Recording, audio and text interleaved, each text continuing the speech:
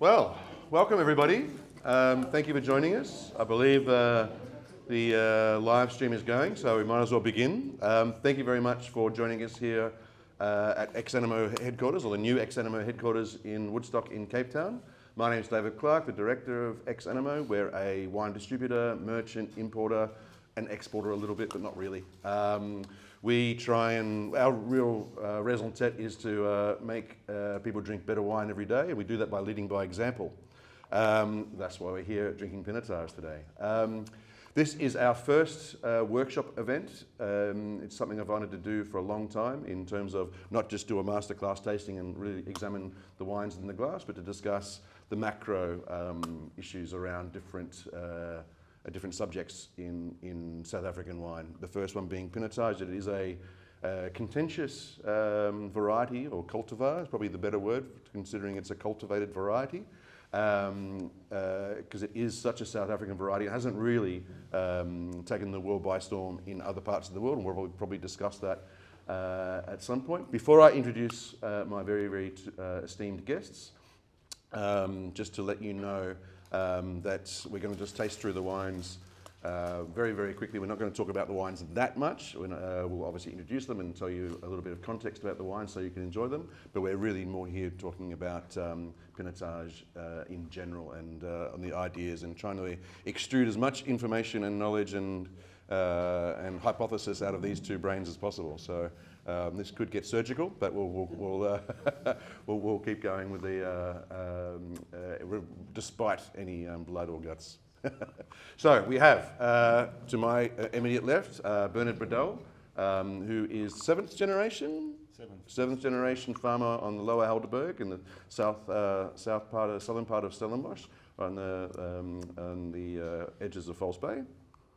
Oh, there we go. Okay, perfect. Thank you. And we have his Scions of Sinai wines, who started working there. Well, started not working there really. You started working there at 2 years old. But in terms of working on the project from 2016 and 2017 was your first harvest. Yeah, 2016 started the vineyards, locating some of these incredible single vineyards and older vineyards, and first harvest was 2017. Perfect. And then next to Bernhard we have Abrie Beeslaar. Most people, Pinotage lovers in South Africa, will instantly recognise Abrie as the cellar master and winemaker at Kanonkop. He's been there since 2003, Abrie? 2002. That's a long time, my man. It is. Over 20 years. You can tell on my colour of my hair. Yeah. That's why I cover mine. Which makes obviously some really great Pinotages, along with other fantastic red wines. But then you established your eponymous, I can never get that word correctly, but your own brand, named after yours, named Beeslaar, but specialising in Pinotage. And what was that, 2011? First, I don't even know what that word means. Yeah. Well, clearly I don't either. I don't even know how to say it. So. 2012 was the first vintage. Yeah. 2012 was the first vintage. Okay, well, and that specialises in Pinotage. Yeah, so I've done a Pinotage. I also did a single Chardonnay so far, but focusing on Pinotage. Okay, interesting. Please, in the room, if you've got questions, raise your hand. It's not a lecture. We want as much sort of interaction as possible, and if there's topics that you want covered or any dive deeper down into, please let us know, and we'll do our best. Just a little bit of information. We're going to take some questions from the live stream if they come through as well. So I might look at my phone. I'm not tweeting. I'm not, checking the cricket score. Thankfully, not ideal. Yet. Not today. It was a couple of weeks ago. Just a little bit of information about Pinotage. I'm assuming most people here know. I've got some late developing news. Forgive me. Is my microphone not working? Oh, there you go. That's right. It's not plugged in. Information. All right, thank you. I don't think it was plugged in. That's okay, we're switching. Oh, okay. We're going to go like this. Do you need this plug in as well? No. Okay, that still works. Okay. Do I have to speak louder now or not? No. Okay. Thankfully, everyone's saying thank you. Pinotage, sorry about that. So it's developed in South Africa in the 1920s. It's a crossing of Cinsault and Pinot Noir. This is not a history lesson, just giving you a little bit of context. In didn't really immediately take off. Paul Sauer planted a lot in Kanonkop I think in the early 40s. Early 40s, yeah. about 44.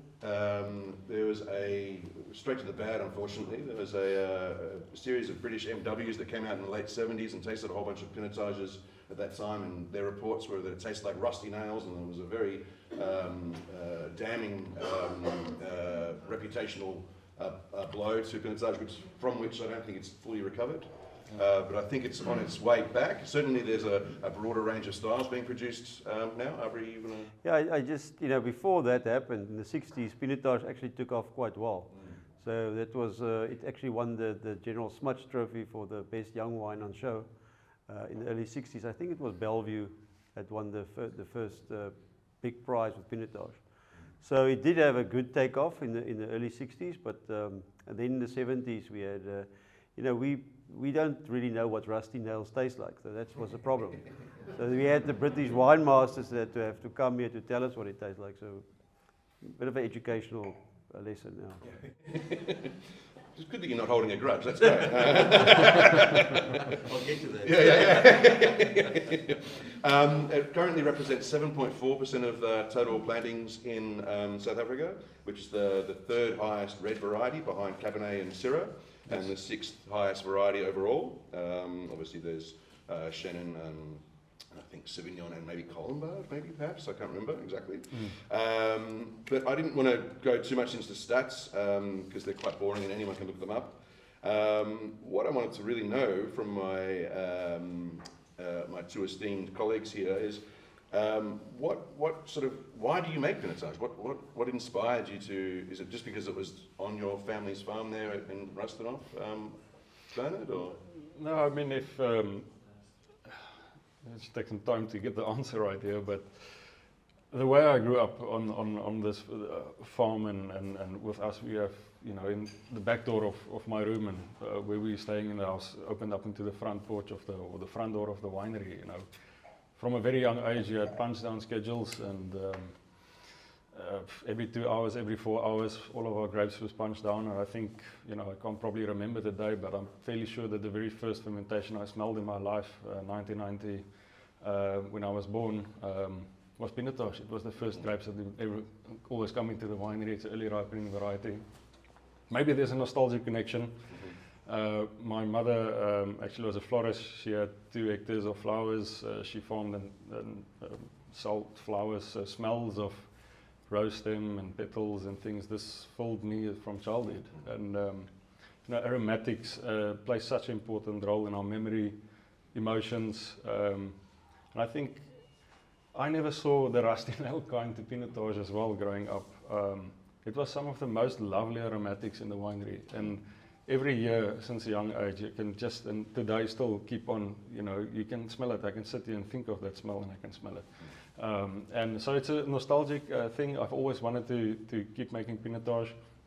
But after, I think it was 2012, a previous employer of mine, when I was working at the other winery, we were doing a blind tasting, and he poured me a wine from France. It was from Beaujolais. It was a granite soil wine. That's all we knew. And he poured it to me alongside a few other Burgundy and Pinot Noirs, and tasted this blind. It was my first introduction really into some of those wines from Burgundy and lighter style red wines, but made with incredible finesse and grace, and some nice tannic grip. But there's this floral sense, some lovely fruit, but not too much, some savory notes to it. I remember in the blind tasting, he asked me, what is this? I said, if I must say, I think it's something that we could do with Pinotage. And he was, at that stage, he laughed and he said, I'm really glad you said that, because he also firmly believed that maybe we can achieve a little bit more grace with Pinotage. And that installed some confidence in me, and I got to work immediately. 2012, 13, working with a few other great winemakers at quite a dynamic winery in Stellenbosch, and working with quite a vast set of different Pinotage vineyards, different soils throughout the Western Cape. And a big one, some of them on clay, some of them on sand. And I started to see, differences, because I got the opportunity to make 4 different ranges, or 3 different ranges. And I got to see in a short period of time quite a lot of differences. Okay. Also, and Very cool. that inspired me to really continue with it. And when I started Scions of Sinai, I knew there's a special, unique single vineyard of old wine, bush vines in the Helderberg that I want to continue this with. Excellent. We're going to get there. Okay. We're going to get there. Yeah, I just that's No. It's just, no, I'm well aware that once you get going, Bernie, you're quite hard to stop. But no, you've got really what a lovely story, and we're going to get to your wines, and they're fantastic wines. Abrie, what's grabbed you about Pinotage initially? Yeah, so I started my career at Swartland Winery back before Swartland was a thing, and before that I actually wanted to study medicine and didn't think of winemaking as a career, although we drank quite a lot of wine at school in Worcester where I grew up. Winemaking wasn't a consideration, and then when I started Swartland, we worked with quite a bit of Pinotage. And I was really tickled by the challenge of the variety. I think that was the first thing that I studied BSc Agriculture. So being a bit of a scientist in the making, I liked the challenge of the varietal. So all the other varieties were quite straightforward. What you get from the Shirazes we worked with, which was other big volume variety, it was very straightforward. Fermentation went well, color extraction went easy. Very straightforward. And I think when you look today, most grape growers in South Africa grow Shiraz. Not to say it's not good, but it's just much easier to do. Much fewer people are doing Pinotage, not because it's less good, it's just much more difficult. We will choose the easiest route as humans. So Well, maybe we'll lean into that. Well, why is Pinotage difficult? a lot of different reasons. Okay. pH, high pH, high nutritional levels, so it has a very fast fermentation. Okay. It has high amino acid levels. Is that why it's so aromatic in the winery, perhaps, or not Well, necessarily? it forms the flavors very quickly. So you will have a high concentration of aromatics, but I don't think that's the big deal. It's the fruit characteristics that you get. It ripens slightly higher sugar level for me. That's my experience. It's around 14% alcohol we normally work with. But the biggest thing I would say is high malic acid content. So you have quite a robust malolactic fermentation, or there's enough food for other microbes that can also attack the wine. So it's quite unstable. Or... It's quite unstable. To Yeah. get it through to the point where it's stable, Yes. you need to know what you're doing. Right. And also when you look at the very fast fermentation, your window period of extraction is much shorter. So you have to do your extraction at the right time, otherwise you end up with wine that's aggressive and over-extracted and just harsh on the palate. So when you taste a Pinotage like that, it's normally because it was made in the wrong way. Right. It wasn't the problem of the grapes. Yeah. Just somebody that couldn't interpret what the grape how it should be made. And I've seen that a lot of times. I'm interested to sort of lean into extraction because I think your approaches between the two of you is quite different. I mean, you're sitting there nodding, saying yes, agreeing with everything that Abrie is saying, but your technique to your response to that is very different, it seems. Yeah, I've been like anything, it's a bit more complicated once you observe other details. I mean, at the moment we're really just talking about the variety, and we're not talking about the plant and the soil and its environment. Yep. And for me, I've always really enjoyed nature and trying to understand plants or look at other details. We're quick to blame Pinotage as a variety, and that's actually a bit unjust and maybe a bit premature to. We don't do this with Pinot Noir, maybe because of its reputation, but we plant Pinot Noir in South Africa and it doesn't react well. Everybody blames the climate and the terroir. Why do we not do this with Pinotage? It doesn't make sense to me that we keep on blaming the variety and not it's the way it's grown, the way we farm it, and the way it's in the soil. We keep blaming cellar mistakes, we keep blaming the actual variety, and it doesn't really deserve it in the end if we look at finer details. For me, yes, I agree with Abrie, we have the same problems. But,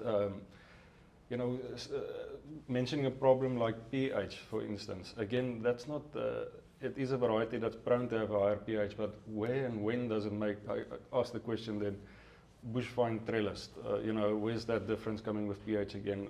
Sand soil, granite soil, clay soil, shale soil, where's that difference coming in? Distance from the ocean again. Then once you start barking up those trees, you see some slight differences. That it's not the pH's fault really, it's could be that maybe you have two leaves. Maybe you are putting Pinotage, which is a lush grower, onto a fertile soil. And on a fertile soil, which is a strong grower as well, Pinotage, it's going to make a lot of shoots, a lot of leaves. And Pinotage has thick leaves. And we know varieties like Grenache Noir and these other varieties, once you have thick leaves, there's a lot of potassium in them. And if you have stress throughout like the early parts of January, a lot of that potassium gets flooded to the berries back again if there's nothing else to go, or you know, if there's a little bit of stress. So there's potassium in Pinotage that makes the pH to go up. Yes. That potassium mainly sits in the skins. So yes, that's one way of thinking about how can I lower the pH, knowing that it's prone to get more potassium, you know, maybe in a different way. So yes, some of my approaches there is a little bit different. It sounds like, just if I can interrupt very quickly, it sounds like you think, and tell me if I'm wrong, but you believe maybe that our understanding of Pinotage, the plant, and its biology is a little or a lot less than a lot of the other varieties, or is that not necessarily what you're saying? I think we jump the gun sometimes too quickly with decisions. You know, we shouldn't design it from you know the selling point downwards. We should first look at our soil, see, okay, is this because I would rather plant Pinotage on a more marginal kind of almost where you plant Syrah. You want to restrain a bit of growth. Look at a few other factors. Look at your abiotic factors like wind. You want shorter internodes as well. You don't want too long shoots. Otherwise, you're going to get too quick sugar ripening, and your phenolics is not going to be at the same time. And so longer shoots mean quicker ripening? Well, longer shoots means you can have a lack of color then in the end, a bit more shade. Yes. And then also in the end there's also a little bit of reduction that can come. Yes, there's more sugar making factories in the end as well. Okay. So your phenolic, your sugar ripeness, because there's two types of ripening. We have the sugar ripening and phenolic ripening, and you want these to be more coherent.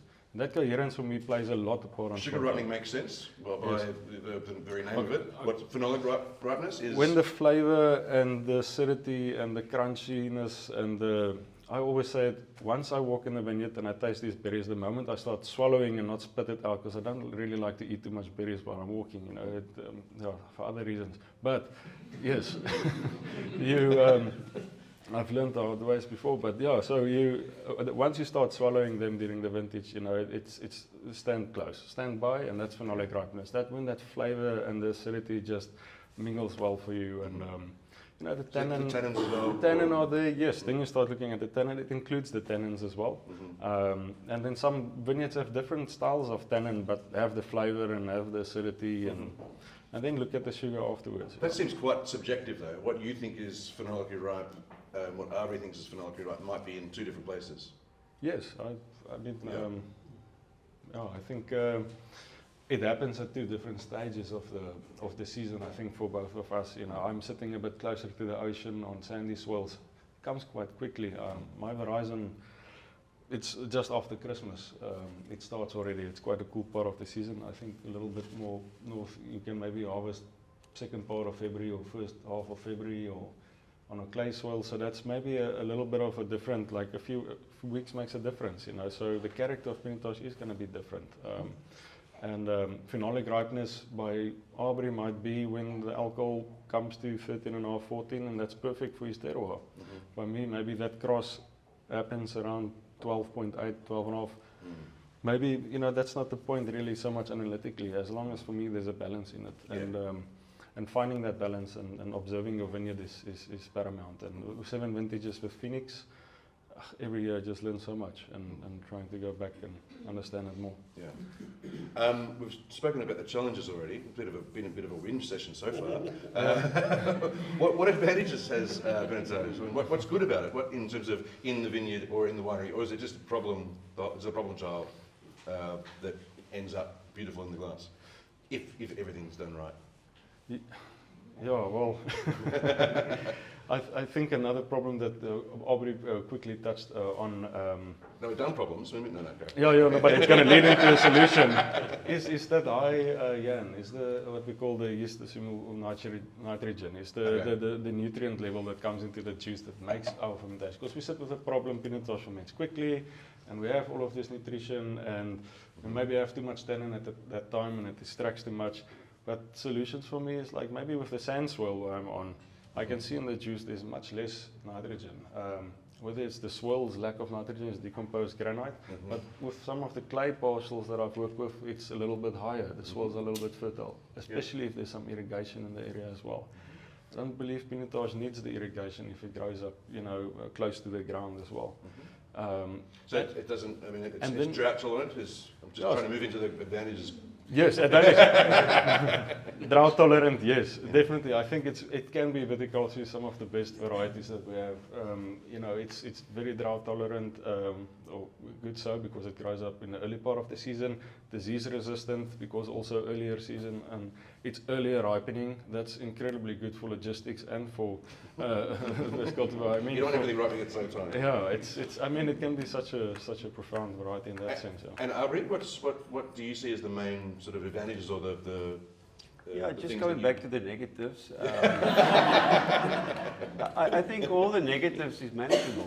So just to end up with that, I don't see it as negative. I see it as challenges. Yes. But all of that can be managed, and so it's not a problem. I think you have to understand it, the variety to manage it, and then it's finished. Then it's not a problem anymore. So the positives is, like you said, it's early ripening variety. I think we. In times where climatic change is a reality, drought conditions, being an early ripening variety, you can miss the brunt of the summer, so you can get the fruit in before it sits out there for extended period of time. It's very reflective of its site. So we're planting on granite and on shales, and you can get I think the difference so uniquely in the fruit, and it shows itself in very different ways, as we're going to taste later with these two wines, shale versus granite. Yeah, I'm looking forward to tasting those side by side, actually. Yeah, I think it's one of the few varietals that works well in bush wine form. It has quite a sturdy shoot. He's 100% correct with the when it plays in the wind, your internodes become shorter, but that also have effect on the size of the bunches and the berries. So that you get more concentration because of it's so reactive to the environment that it's in. One of the possible negatives is very compact bunch. Sometimes we want the bunch to be a little bit more looser, but Pinotage do have quite a compact bunch. Why is that a challenge? Well, just coloring of the berries. You want the berry to be colored properly all around, but when you have a bunch that's too compact, the inside of where it's attached to the stem, it doesn't color all that well. Ideally. Some astringency there. Just coming back to the astringency, I think in South Africa we talk a lot about phenolic ripeness, and unfortunately we are in a country with warm temperature, short ripening periods compared to the rest of the world. So I think as much as we would love it, we very seldom have phenolic ripeness.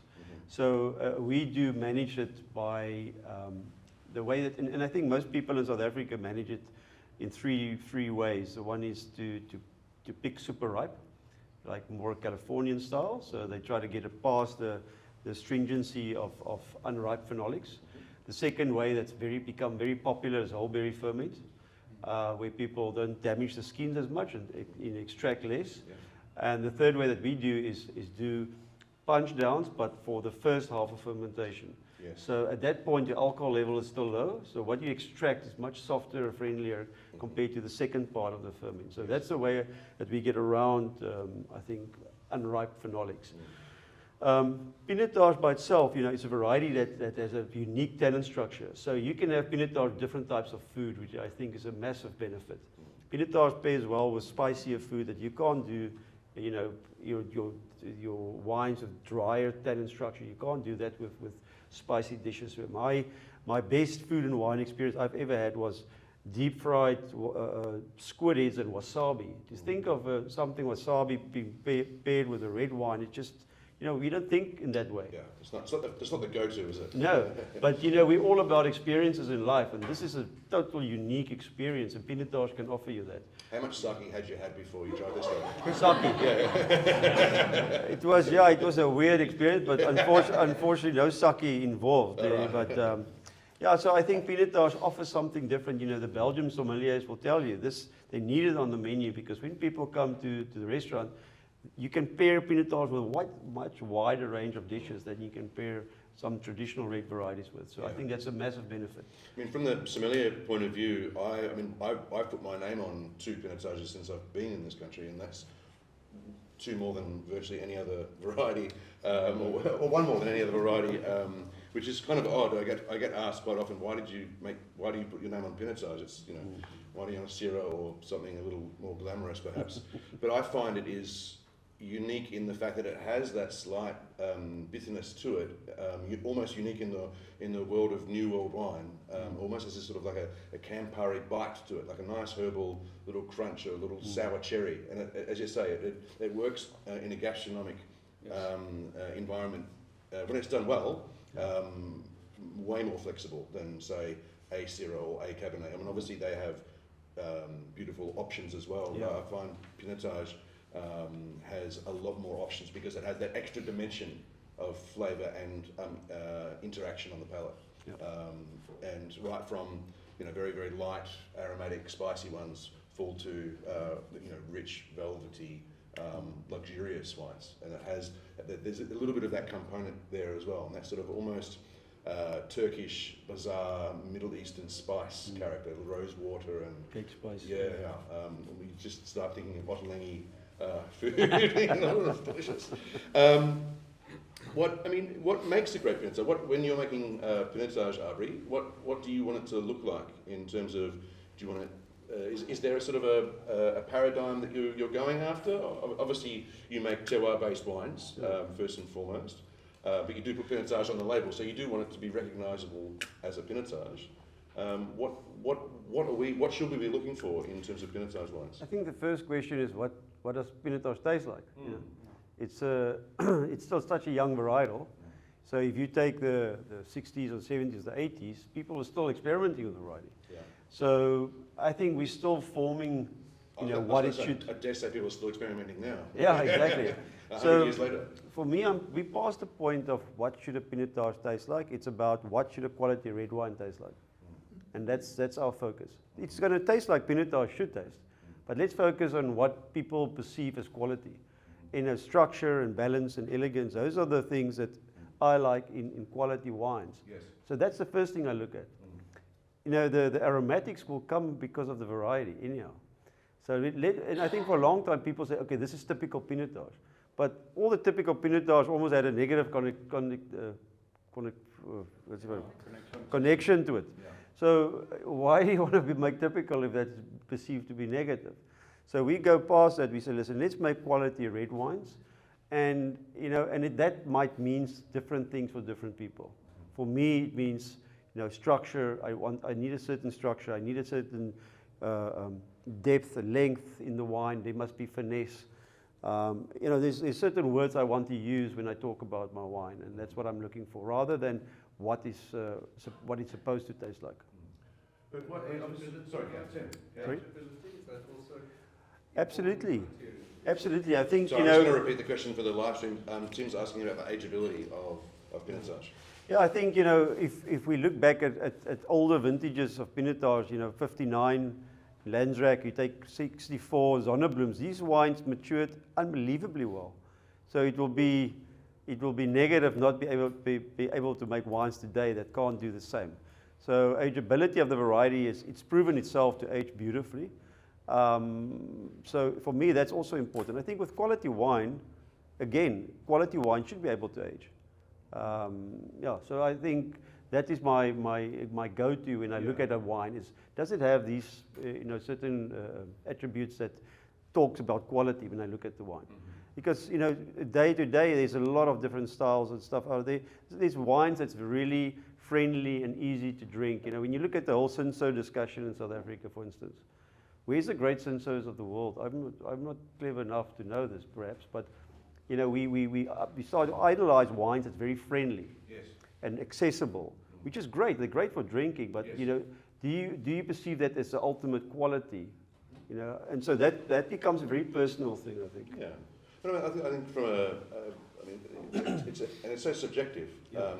I love wine. I drink it every day, but I don't want to drink a grand wine every day. Sometimes I want a middle of the road, just medium to low bodied, really refreshing glass of red wine, and that's where Cinsault or some other, less famous and less grand varieties work perfectly, because I don't want to be, spellbound and taken away on, a massive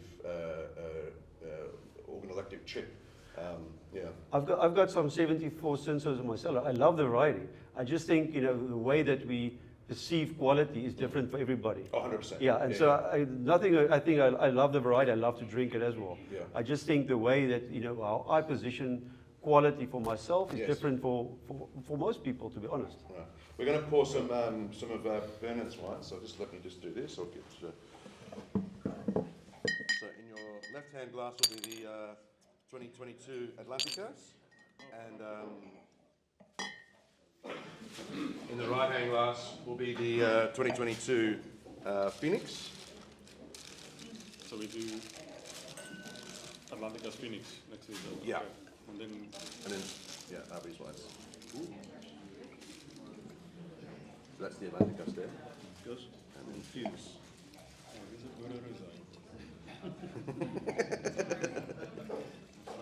Kom aan, dit is nou, jy het nou mooi deur oopgemaak vir style en redes en seker. Ik weet wat mijn palet was. Ik van druk. Toen ik kwaliteit zoek. Je kijkt wat in die wereld is. So while that's happening, while that's happening, I might ask something a similar question, but in a different way. Is there aspects of Pinotage you're trying to avoid when making Pinotage? Maybe that's a better way of going about it. In terms of are there things you're trying to steer away from natural, where it wants to move to, if you weren't involved, or is that an unfair question also? Yeah. Oh, either way, yeah. I think that's again vineyard dependent. If you have a vineyard on a sand soil, I think going into an overripe condition, it can come fairly quickly as well, and you're going to have some unbalance. And if you're on a clay soil, you're going to have to wait a little bit for your tannin to meet up, as I said before, to meet up with your sugar accumulation and to have that balance. I don't have, like on a sand soil, that problem often, but sometimes where the soils are a little bit shallower, you start seeing also a bit of a lack in unbalance in the phenolic ripeness and the sugar. So I'd say if you look at your vineyard with Pinotage and you have one on clay soil, I'd say what you want to avoid is to pick it too early, because that tannins are going to be quite green and quite aggressive. And if you're on the sand soil, you don't want to pick too late. You're going to sit with a very high pH, low acidity, quite jammy compote without any structure to follow through. I mean, I've been... It's like quite a fickle variety. It's like Pinot Noir. I mean, that's after all a parent. I suppose it's the father. But yeah, so Pinot Noir. I mean, to explain it in the best way, I don't have the audacity to call this close to a Pinot Noir. This is Pinotage, is South African and Stellenbosch Pinotage, first and foremost. But when I've done a tasting with some sommeliers once, or from visitors from Asia in a Pinotage vineyard, before I explained the variety or anything, give him a glass of, well, it was the Phoenix, and his immediate reaction was, at that stage, a new Cinsault and a new Pinot Noir. He said, "Yo, this tastes like something between Pinot Noir and Cinsault." And I started laughing. I said, this is probably the most accurate assumption anyone has given while standing in the vineyard. Now let me explain, this is Pinotage. And then the discussion led from there. So I think some vineyards, yes, you would like to find that balance between, as I said in the beginning as well, the grace of old world style, lighter skin variety, like Pinot Noir. Sometimes we find connotations to like older Italian varieties like Dolcetto or Freisa. It's somewhere in between there, and then there's a little bit of Syrah savouriness that can come to the wine, some spiciness, give it some length. Yeah.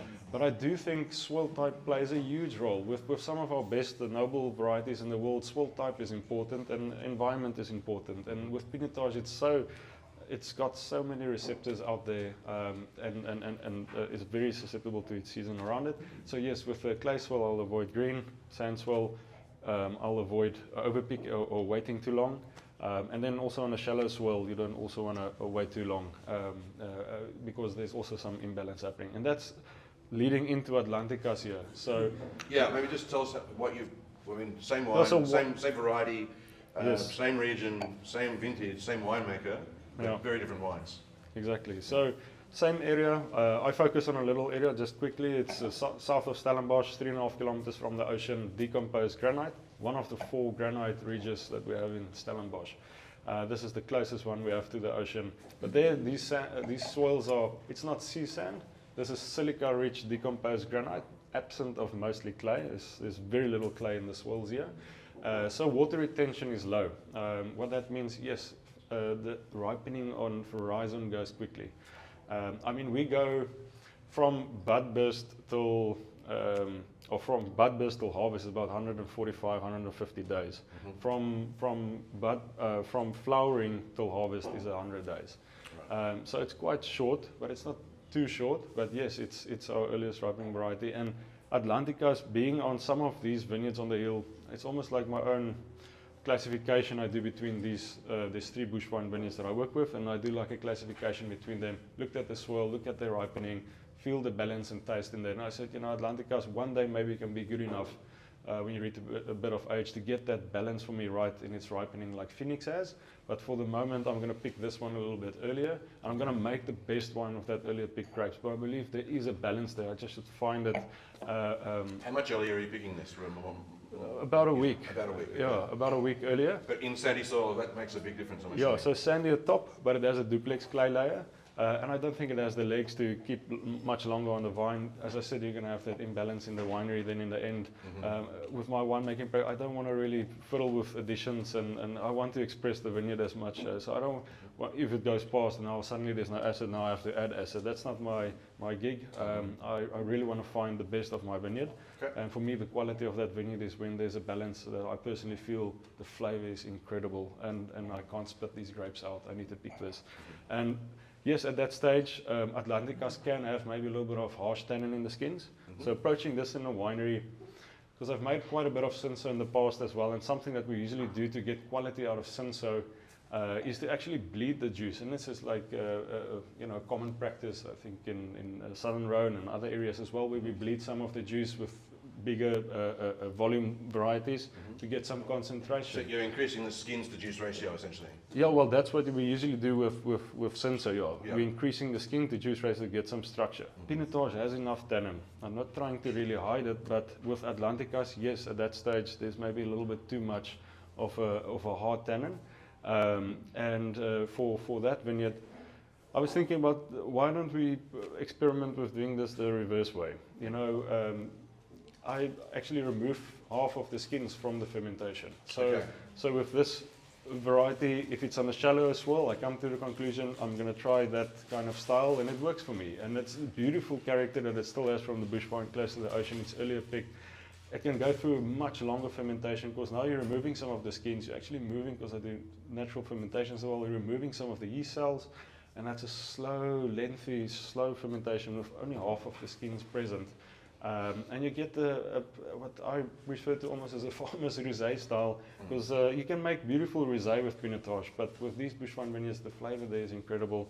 I'm not going to make a rosé. I'm not going to make a.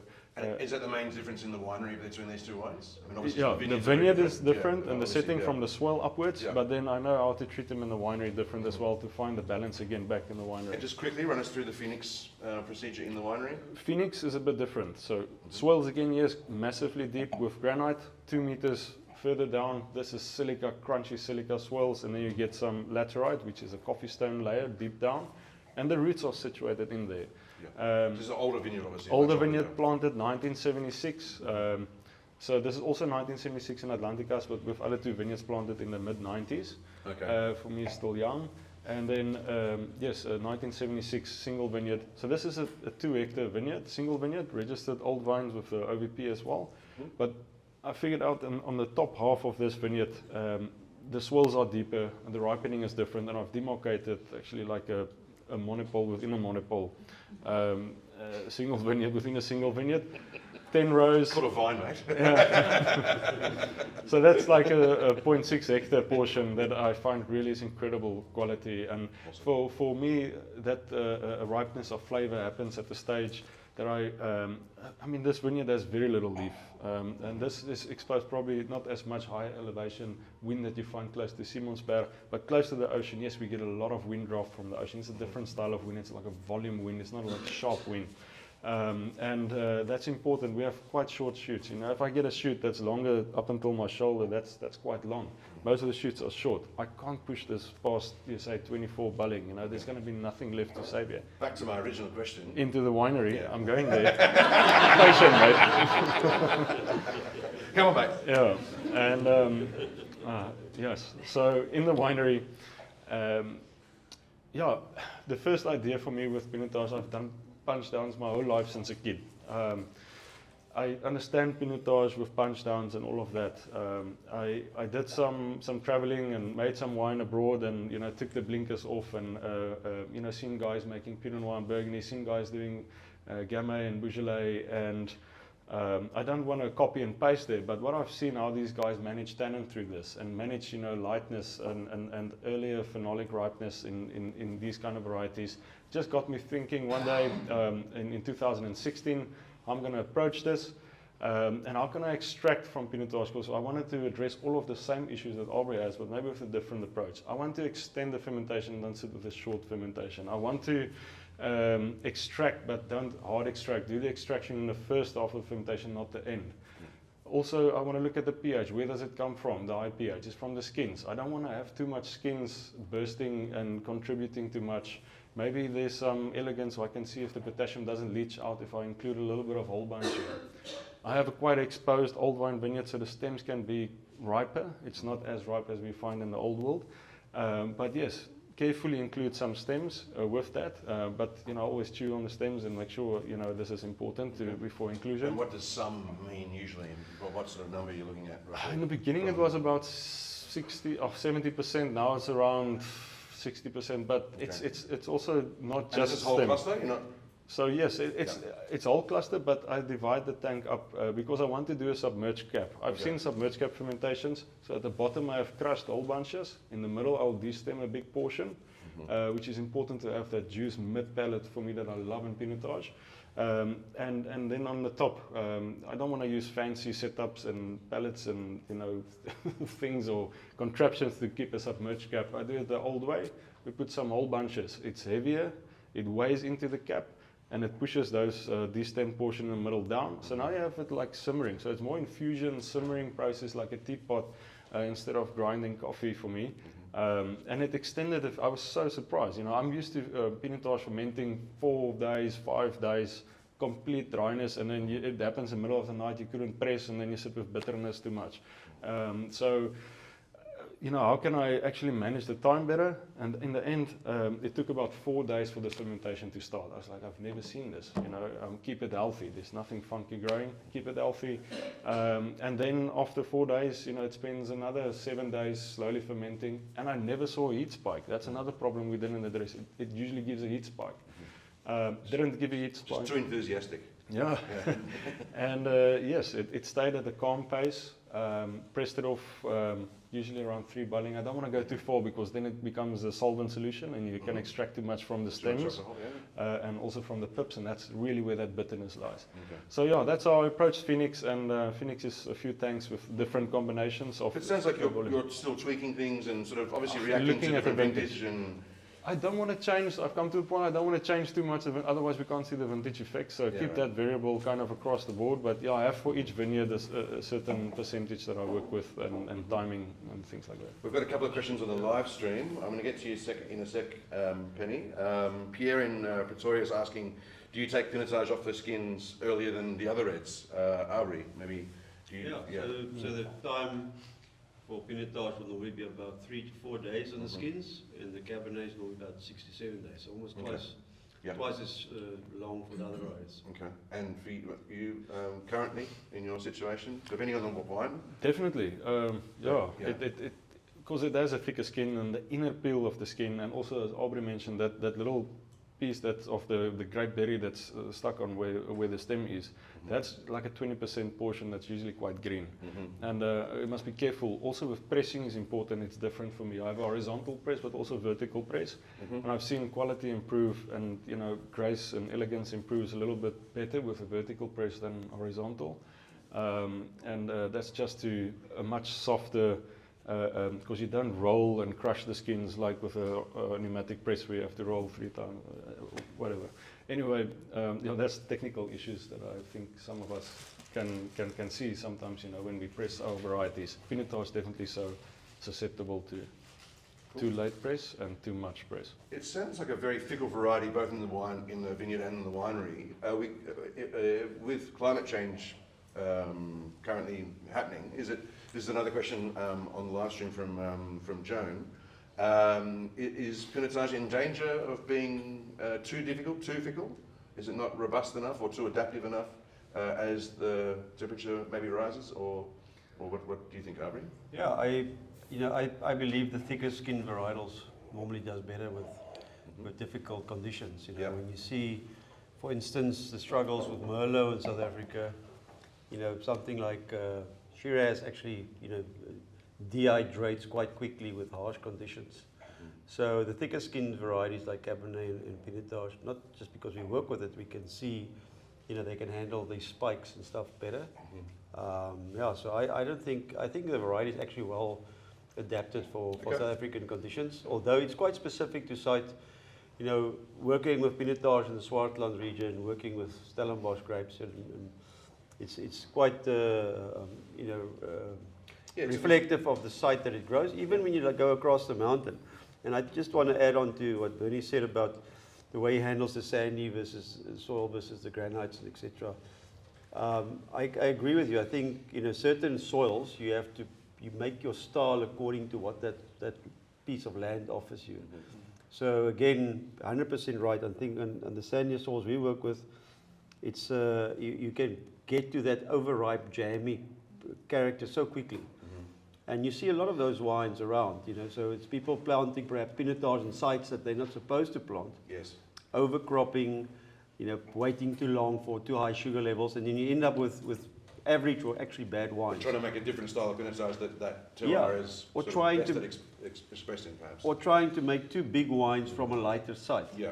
And I think that's mistakes, and then you get this out of balance, over extracted style of wines that's really not pleasant. So understanding your site and utilizing that to make the right style is an understanding that I think some people don't have yet, and that they should get to. I'm going to lean into something you said there. Obviously, you've worked in Swartland. Obviously, that was a little while ago. Maybe talk us through what your understanding or your experiences are of the differences between Pinotage in the Swartland versus Stellenbosch, where you are now. Doing a bit of stats again, roughly half of the Pinotage planted in South Africa is in Swartland, Paarl and Stellenbosch. So they're the three major ones. And everything, more or less, even. But, I think in the Swartland, the pockets become much more important because there's parts of, and we talk in general, it's not a Swartland, it's more Stellenbosch tasting probably, so I don't want to go into too much, but you have parts in the Paardenberg, and then you have, that's very specific. Then you have the Riebeeck's Rivier area, but the Swartland people also consider to be up Piccaninny's Kloof. So it's such a wide, diverse, massive, diverse area. And what we see coming from these different areas is very, very different from each other. And also the climatic conditions from all these areas are so different from each other. So there was actually Pinotage planted on Porseleinberg. So before they started with the Porseleinberg brand, there was some Pinotage planted that was beautiful grapes. And when you're up on those hills, it's actually quite level to the Paardenberg. When you stand in those hills, it's cool site, very brackish soils, so very, very different. Very from poor soils, aren't they? Very small, thin layer of topsoil. Yeah, it's difficult to work. It's almost like the slate soil just like shows itself there. A very difficult site to work with, but very reflective and giving you unique expression. With Stellenbosch, I find we have the granites and we have the shales, and then of course like you said, the more sandy soils, which is actually also just granites, but very, very different expressions on those sites. But climatic conditions not so I think drastic as you find in the Swartland. So less extremities. Yeah. So Penny, you had a question, I think. Yes, I did. The vinegar. Sorry, I'm going back to the wine because No, that's fine. That's fine. About that. You were saying that with that wine over the last few vintages, it shows you something different all the time, or you learn something different all the time. So with the submerging the cap ferment, Yep. is that something you learned along the way, or was it something you initially started off with? Just quickly for the live stream, probably didn't hear Penny. Yeah. Just wondering whether the submerged cap is something that you developed over time, or you went headlong into. Yeah, it's actually bizarre how I came to the conclusion of it. I was making tea, but in the commercial way with a tea bag and The commercial way, and and a teaspoon. not the artisanal way. Yeah. And so yeah, we put the tea bag in some hot water, and we all have done it before. You know, we don't have a teapot. Put the tea bag in the mug. You're on a hurry, and sometimes you just dunk a tea bag, you know, to get the character out quite quickly. But it's never in balance. You know, you run off. You're disappointed with your cup of tea.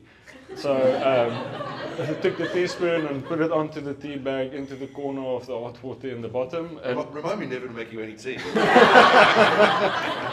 but yeah, I mean, I figured out, I was like, oh, this is really a much more elegant, you know, cup, you know, in the end, you know, the extraction is happening, you know, from underneath, there's pressure from the water around it, you know, the heat is there, you know, it's so much better, the extraction for me in the end. So it's a way of doing more gentle extraction, but Yeah. the submerged cap keeps it healthy. Yes, exactly. So the submerged cap keeps it healthy, so the skins doesn't rise past the submerged cap. It's heavy enough to keep it submerged, not too heavy to almost constrain and block the whole thing like a contraption, but enough so that the juice can come past it, and it almost it makes foam at the top as it starts to ferment, and it stays healthy. You know, use some carbon dioxide, make it inert, help it to stay nice and closed, and then yeah, the whole process starts infusing like that tea that I made that one day. We've covered sort of up to fermentation and pressing of Pinotage. What Yes. about élevage? I mean, you said there was a high malic content. So does it race through malolactic usually? Yeah. Is that one of the things that you have to be careful of, or is it just Yeah, I think the one thing that we didn't touch on is isomyl acetate, which is a component that's formed at low fermentation temperatures. So Okay. what the guys in the past did is as soon as they saw the fermentation goes too quick, they cool it down. Okay. And as soon as you go too cold, you start to form this acetone-like character in the wine. So which that is- nail polish remover sort of character. Exactly. Yeah. Exactly. So so that's the difficulty of the varieties. You want to ferment really warm, but you don't want the fermentation to go too fast. Okay. So, and like Bernie said, with his submerged cap, I counted some of that problems. And I don't have cooling as well, so yeah, so you have to do it. So yeah, Cold beers in the I think that's the first challenge, and there's different ways to overcome that. And then high malic acid content, so it can go to quite a vigorous, malolactic fermentation. And Yeah. I've made wines before that I didn't put through malolactic, and it's incredible to see how fresh and these wines stay, because malolactic can be quite a dramatic,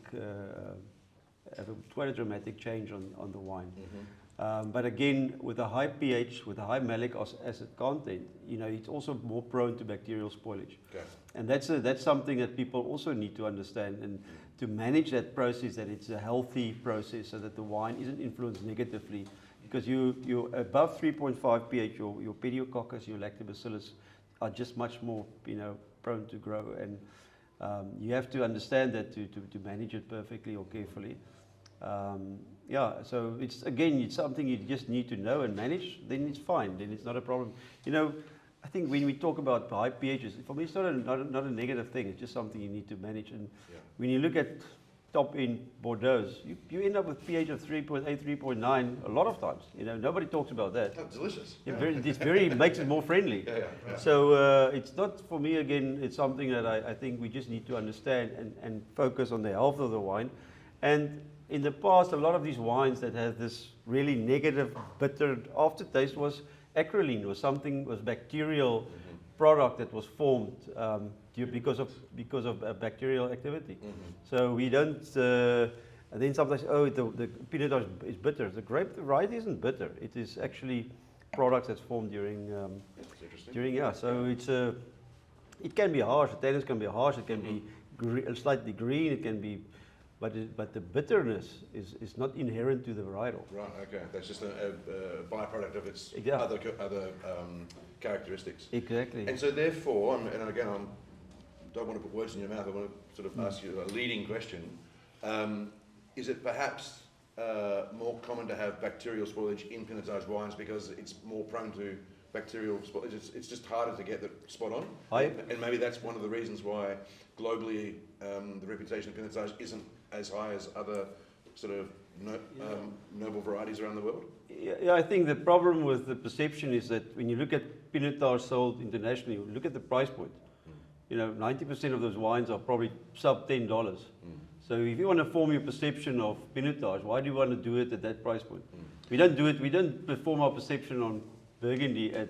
Yeah, but is the pricing a result of the reputation, or is the reputation the result of the pricing? I don't know which one. It's a bit of a chicken and the egg, I think. Yeah. Well, the problem is we are exporting not so good quality stuff, and then people, they're not prepared to pay for it, and then they buy the lesser quality, and then that becomes their perception. So it is like a vicious cycle that we're in.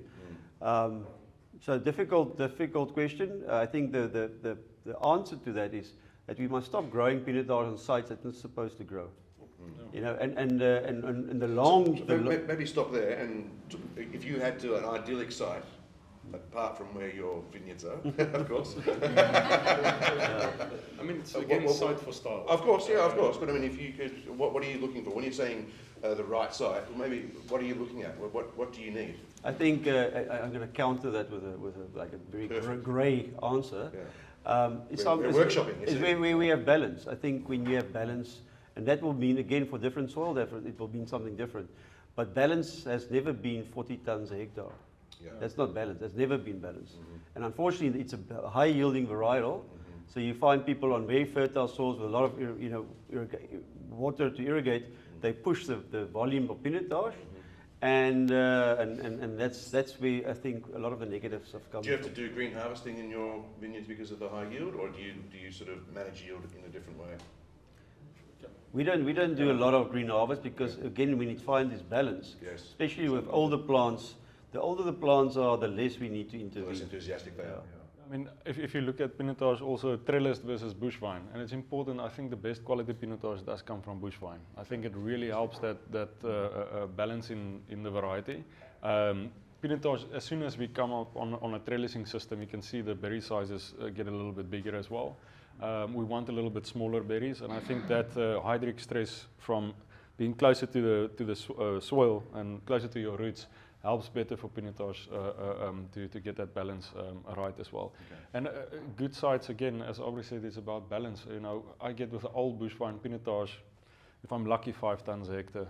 It's been for the past 7 years about 4.6 tons a hectare. But that's more or less where we're at. On marginal soils, I'd say planted more or less where you would have figured out planting Syrah. If you wanted to make high quality Syrah, I think that's more or less where you would plant Pinotage.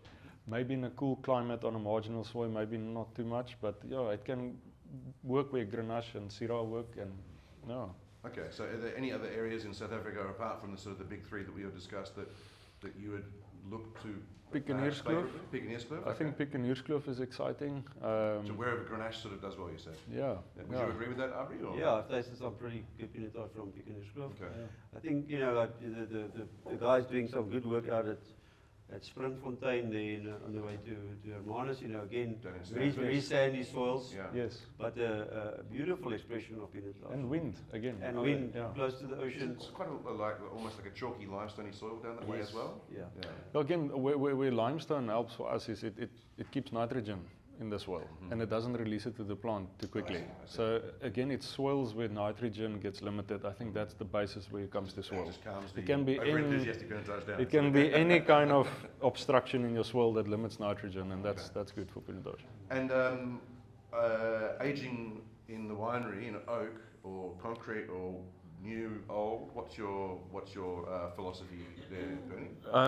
If I can quickly just come back to the bacterial thing that you asked. I think Abrie went to the price points, but you asked if the bacterial spoilage is usually the cause of why Pinotage is seen bad, sometimes. No, it seems maybe perhaps hypothetical I think maybe that's one of the things that's been holding it back, is that it's been Yeah. more often affected by those things than other varieties. And leading into the next question, I think, it's almost like when you see ambulance and next to the road, every time you see ambulance and there's been an accident, and you only look at it in that sense, you're later going to think, is ambulance causing accidents? Because every time you see them, there's an accident. And Every time you see bacteria spoilage, a Pinotage. Or stop. It's exactly, and it's not Pinotage. It's again coming from me to the vineyard. Malic acid, as Abrie said, that's important. Yes. Why do we have higher malic acid in Pinotage? And it's important to look at it before harvest. It's ripening early.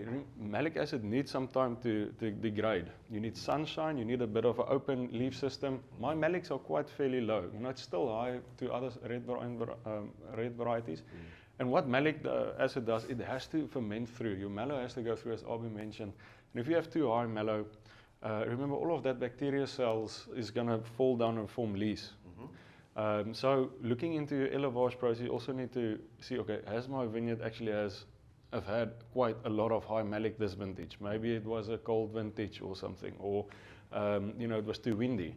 Then yes, maybe rack it off the lees. If you put it in old oak, I prefer to use some older oak or seasoned oak barrels, a little bit larger.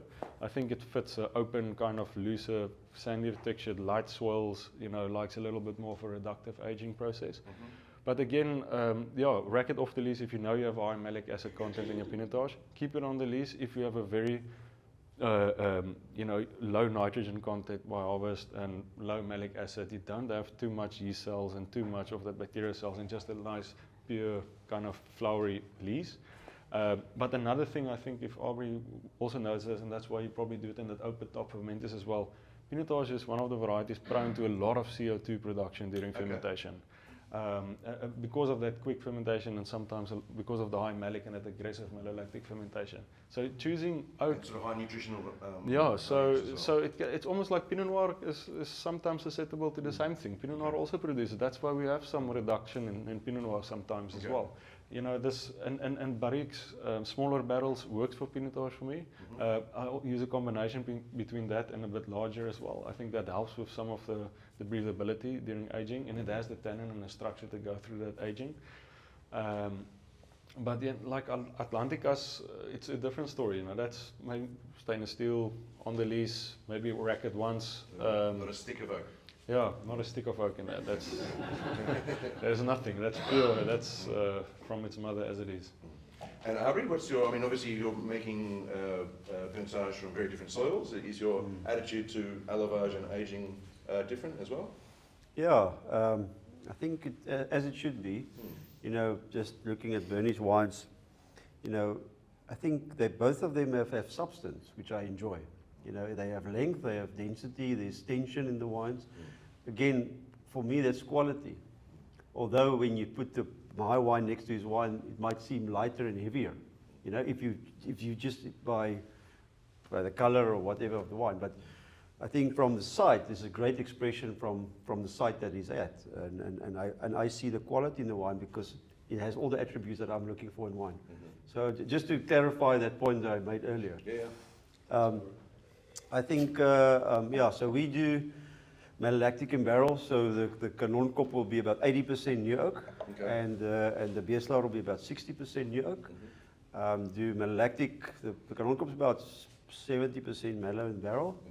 And the Beeslaar is 100% mallow in barrel.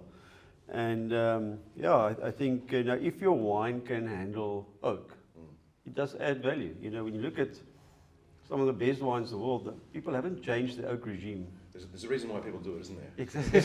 There's a reason for the existence of barrels. You can't get to an old barrel without going through a new barrel. Okay. So I'm looking around the room and there's some empty glasses, so maybe we can get your wines in the glasses. So if you can make some room in your glasses, and we're going to pour the Beeslaar on the left and the Kanonkop estate on the right, both of them 2021. And this is the new release Kanonkop Pinotage. Just released just now. That's right. Yeah.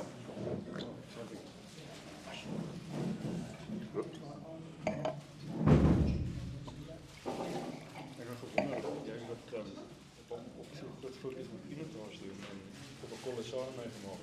Dus ik denk dat jij de Chardonnay en Chenin kras weet je gaan eerst een fase zijn.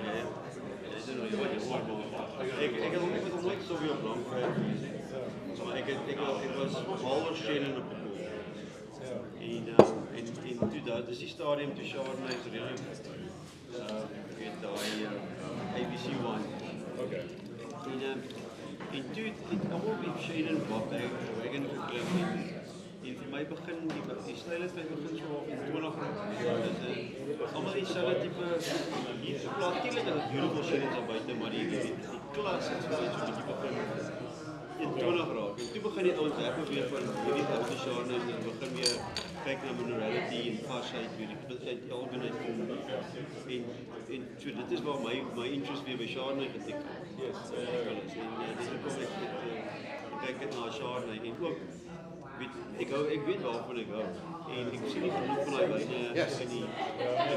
in die grijpen. Ik is baie gevoelig Ik zie niet genoeg van die wijnen. Dit denk ik met grijp weer begin werken. Met een lekker wijn. As I put it on the table, yeah.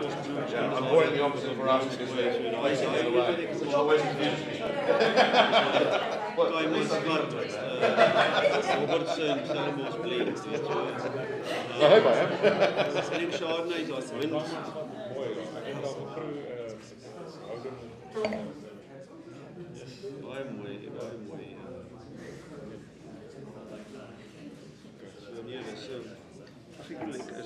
is my interessant en ek hou van om te kyk of ons iets hier kan maak in 'n styl daar in Winemaker. Ja. Verseker ek dink net ons dis amper dieselfde storie as wat ons met Pinot Noir en so doen. Chardonnay en Shannon. Ja. Ons het Sinai. Ja, dit kan 'n flip and smart wees. Dit kan 'n smart cross wees. Ja, ek is miskien doen ons iets met tuin. Sal vir Etienne Bredell vra. Die maak hom die Chardonnay bietjie meer resilient. Hy kort eintlik bietjie hy is nie so bereid vir ons areas nie. Kyk hy nou voor na 19 so swak geword het, ek weet nie meer. Nee, yes, Seker ons op kolle in die wingerd. Dus ek altyd op sandgrond en warmer areas en baie sonintensiteit kry is. Jy sit nog in die Bergmanus en kom nog baie vir 2 jaar en dan is so wel op 17 balling op die 3 Januarie. En van hulle het sulke lote, Ja. Gaan nie die Bormex het nog gesin as jy variëteit sou moet push. As jy dit so artificially moet probeer. Dis hoekom. Presies. Ek sê altyd hier is wat ek aan dink is Pinotage was net so baie van 6600 hektaar. Ons het so mooi ou wonder. Ek dink Yeah, it's straight in front of me. die eerste ou wonder is van Sunset. Thank you so much. Ou wonder, 40 hektaar. En find better use for the weapons we have and try to find new weapons. Ik beswaar dat het is 10.000 ton Shannon. I'll just stick Dit to is that. 12.000 ton. Ek was nog van Shannon. En toe kom ek terug van Duitsland af. Toen was ek al by Robert geweest. Sien jy, dis die opbreid. Ek maak nie Riesling. Ja, Weet jy, dis Riesling in plaas van my het 7 fakkels is op in die label. En kom fokus ons hier op Shannon nie. Dit is 98 geweest. Sê, wat weet jy Boeta? is dat te jong? Ons moet so kom vertel van Shannon 98. Toe Shannon nog eers 'n ding geweest het. Stuur van soek. Ja, dis my daar is en ek die tyd is al 2 wyne van daai 10.000 ton wat in onder 'n label is en die res is vol. So, Soek en alles. net daar is dit.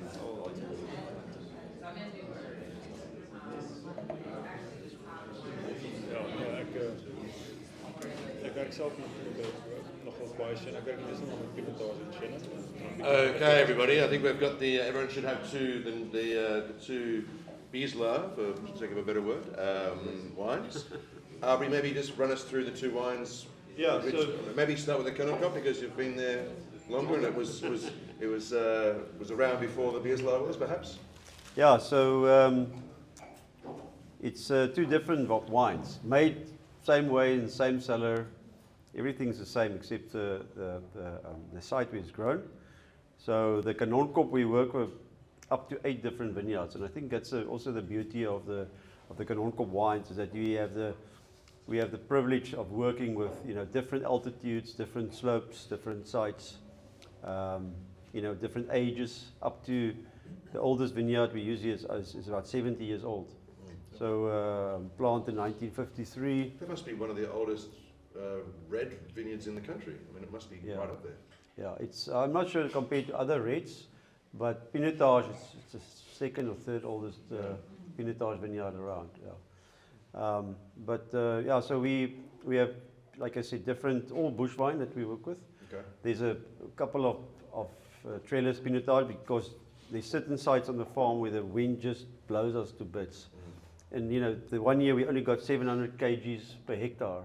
Maybe explain where the farm is as well in the context of Stellenbosch and Yeah, so Kanonkop is out on between Clarke and Stellenbosch on the R44 road, so close to the Elsenburg turnoff. It's just there on the way to the Simonsburg, on the foothills of the Simonsburg. So most of the soils around there is decomposed granite. So when you look at the Simonsburg, those foothills, mainly decomposed granites, and then just at the bottom you'll have a bit more alluvial soil. So that's all like deposits with a very shallow clay sublayer. where does that change? I mean, whereabouts? Is that after Kanonkop? Well, no. Away from the Simonsburg, or about where Kanonkop As you drive into the property, that's between the dam and the road. That's all like that type of soil. That's sort of Yeah, and okay. and it's so interesting to work with that type of soil. It's considered to be the worst soils in some of the worst soils, but it just gives you something tremendous. Not for Pinotage, but for other varietals, especially Cabernet. And also how the cold air accumulates, during summer at the bottom part of the valley, and it sits there. So the grapes down in the bottom part actually takes, 11 o'clock, it just starts to warm up. So your time of day that these grapes are actually warmer is much shorter compared to the grapes that's up in the slopes. So in the mornings you walk the dog, you go up the slope, you go out of this almost like blanket of cold air when you walk up the mountain, and it's at least 4 to 5 degrees warmer up in the slopes than it is in that cold blanket that you come out of. So very different influences on what we are getting. We make these wines individually, these different sites individually. The process is the same. Vintage varies, but the process for that vintage is more or less the same. And that means, some years we complete fermentation almost on the skins. Other years we press at between 5 and 10 barreling, just because of the weight of the wine, or the stringency or the structure of the fruit of that specific year. And then we also, every block will be looked at individually, but more or less the same approach for that specific vintage. And then 2-hourly punch down, 3 to 4 hours on the skins, 3 to 4 days on the skins, press, complete fermentation in tank, mellow in barrel, and then aging. With the Beeslaar, the same process. This is a vineyard that's behind Simonszug, and this is on shales. Okay. So I think that's what when you look at these two wines, you see that distinct difference of, almost more red fruit, almost a bit more perfume. Almost it seems lighter, although when you taste it, you see the structure of the weight of the wine. With the Kanonkop is more dark fruit, more plum, almost blackcurrant, slightly less red, and also a bit more chunky structure. More spice as well. More spice. So it's I think that's the beauty of the variety, to showcase made in the same winery in the same way, but be distinctly different. Both Beeslaar is also bush vines. It's about 25-year-old plants, lower yielding, not as low as Bernie stuff, but 6 to 7 tons a hectare, but beautiful balance. Is it in the same area as Stellenbosch as well? I mean, how far away from Kanonkop? It's behind Simonszug, so on your, it's like sorry, it's about 2 kilometers from when you at Kanonkop, when you look direction of Table Mountain, you actually cross. You look over the property. So west, essentially. West, Southwest. south, a little bit more southwest. Just north of Stellenbosch village. Yes, north of And Stellenbosch. harvest dates, are they pretty similar? I mean, are you harvesting in the same? Are you looking for the same sort of phenolic ripeness between the two sites? Well, again, for me, I taste quite a bit, and And the 8 of the 7 different vineyards we use for the Kanonkop is all different dates. Okay. Mainly because of the age of the plants. Right. Okay. But for me, I taste, frequently. In some years you get to 24, 25 barreling and it's still astringent. Yeah. Then you have to be more careful in the cellar. Yes. Other years you get to 23, 23 and a half and it's already soft. This 2023 vintage was like that. From the beginning, so the tannins levels that we've measured are much lower than other years. So you taste from the beginning and it's soft, and you just know it's going to be very friendly wines.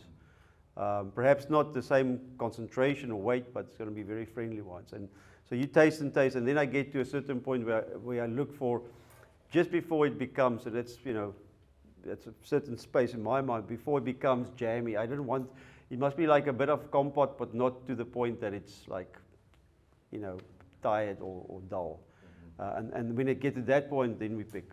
Okay. Yeah. It's interesting you're talking about your response in terms of extraction to the wines. I mean, the Kanonkop sort of formula, for lack of a better word, is quite famous in South Africa. To punch downs every 2 hours, but it sounds like it's much more nuanced and changeable and flexible than just a very reciprocal sort of process. Yeah, it's interpretation. I think that comes with time. I've seen enough vintages to see, listen, this is too little, this is too much.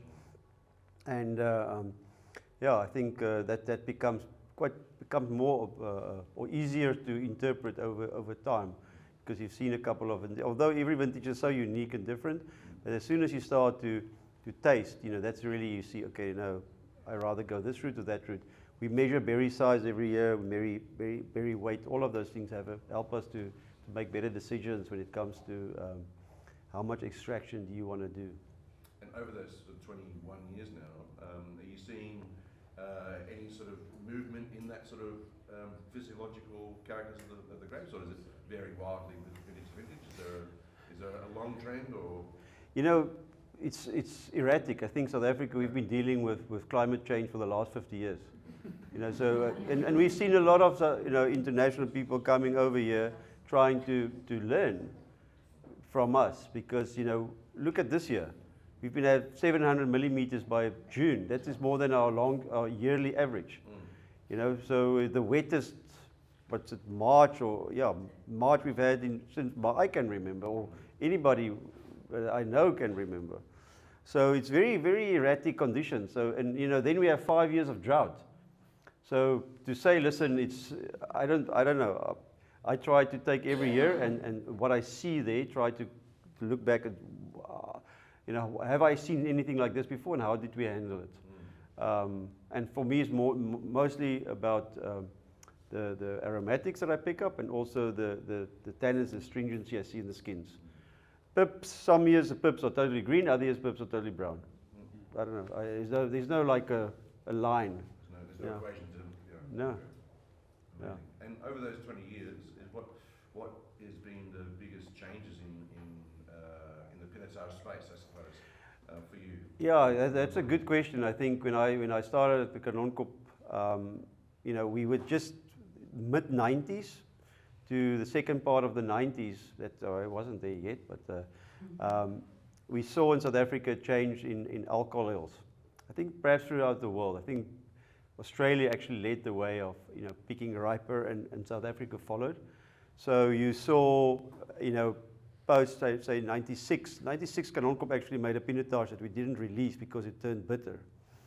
And as soon as we started to pick up the sugar levels, the pH actually followed. And then the wine became also more prone to spoilage. Okay. And that happened in the mid-90s. So then we had to figure out, so what was the problem? That's the 98, I had 2 bottles of wine, one wine, and we bottled 50% of it. It went through a sterile filter into the bottle, and then the other half of the tank turned bitter. So then I took it to NCIS, CIS. I don't know. You want to do your research, guys? The lab. Lab. Took it to the lab. I told them, figure out what's the difference between the 2 wines. Then we will know what the bitterness, what created the bitterness. And they never came back to me. But the problem was evident.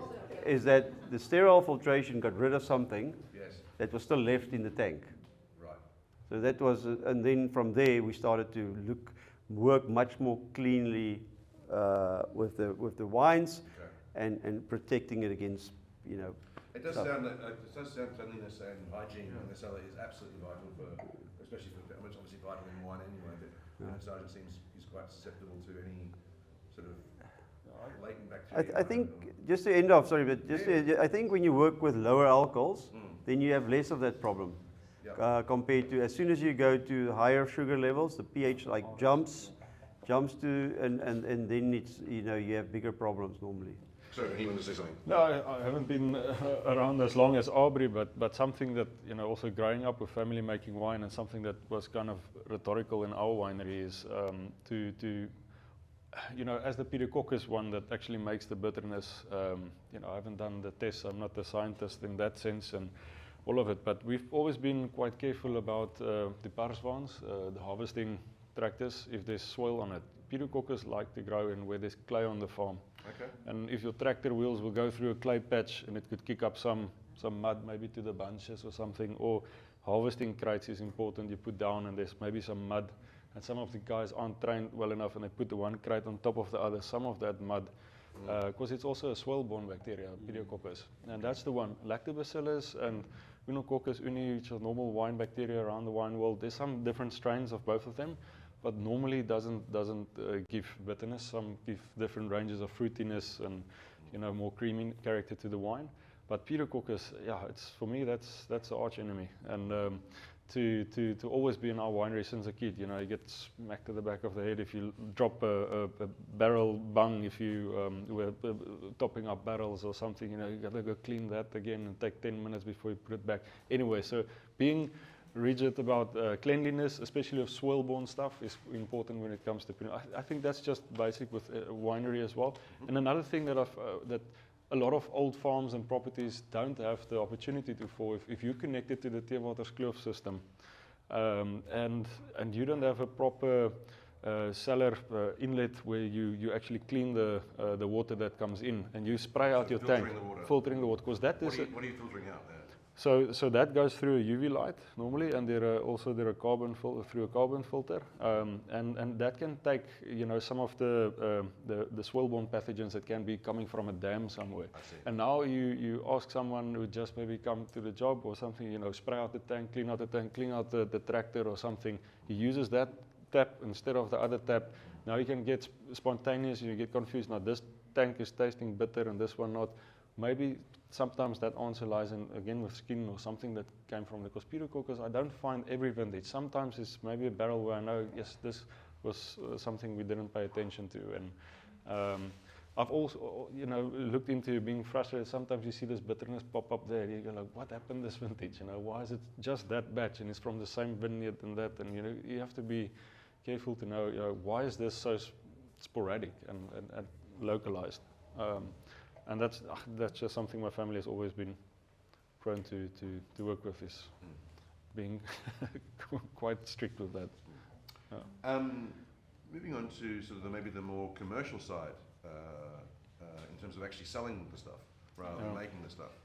I mean, how much of your wine do you export percentage-wise? I think like roughly. Well, when I started off in 2017, it was almost 100%. Yeah, now by... Then you found a really good distributor and he changed the world for you. Yeah, no, I mean, it is, Ex Animo has been good. But yeah, we have really good support locally now today, and I'm very thankful for that. You know, that's Cape Town and Johannesburg, about 20% going on 25. You know, this vintage. Export 75? No. Yeah, 75 to 80 export. Okay. And it's various countries. Various countries have different style trends. I make about 5 single vineyards and 3 others. And but Pinotage-wise, I mean, where does Pinotage, is there any one market that sort of likes it more than the others, or is it pretty spread out? There's one market that's usually not so fond of it. The rest is all okay with it. Are you at liberty to say, or do we have to guess? No, You could like say a whole bunch of names. You blink twice when you. no, I'm going to say, okay, so Pinotage, I think I have good support in the US, both sides, eastern side, California, both, also New York, on the East Coast. A good support for Pinotage even in Sao Paulo, Brazil, Japan. I've had some good response from Shanghai with a few guys there as well. Netherlands, UK is okay with it, but not as much as Netherlands is really enjoying Pinotage. Scandinavia, I think, caught on with the flick with Pinotage, I think, a bit longer than some of the other countries. So for them, it's still rusty nails, I think. When they try it, they really love it.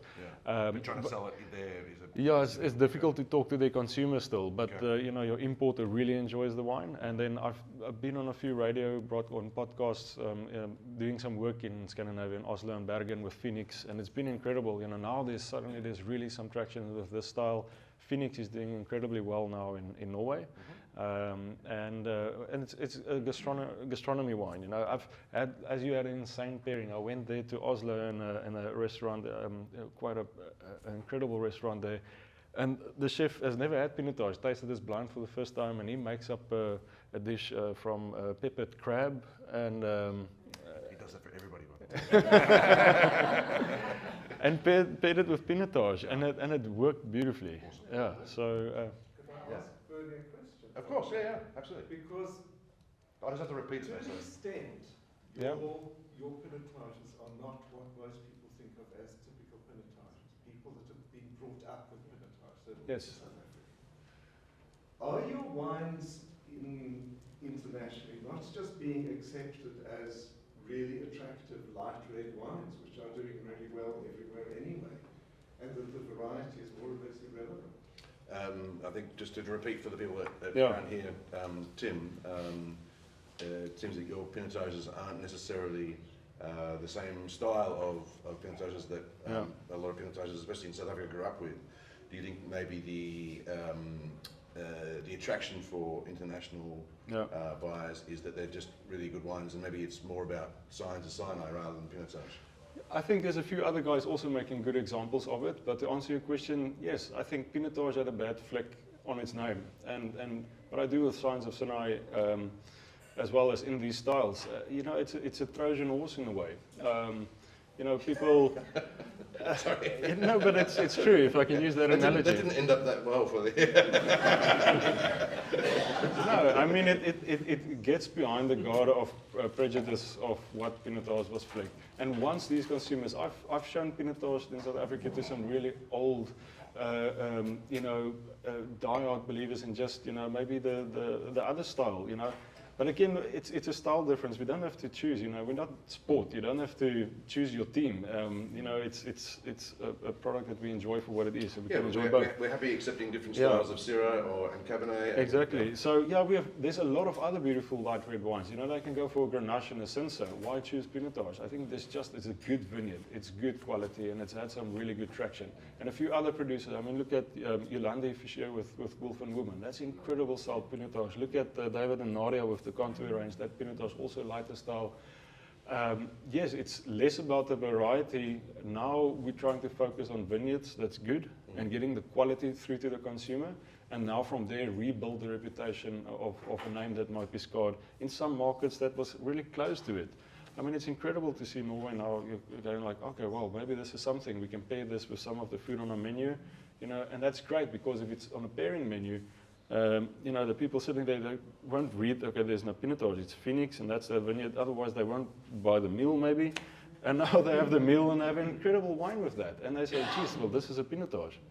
I think it's a sign of a maturing market that the market can accept and does accept different styles of Pinotage and a maturing of the production side, that people are happy pursuing different styles of Pinotage. They're not all going after the same style. Abrie, I want to ask you the same question in terms of international with your Pinotages, both Beeslaar and the Kanonkop.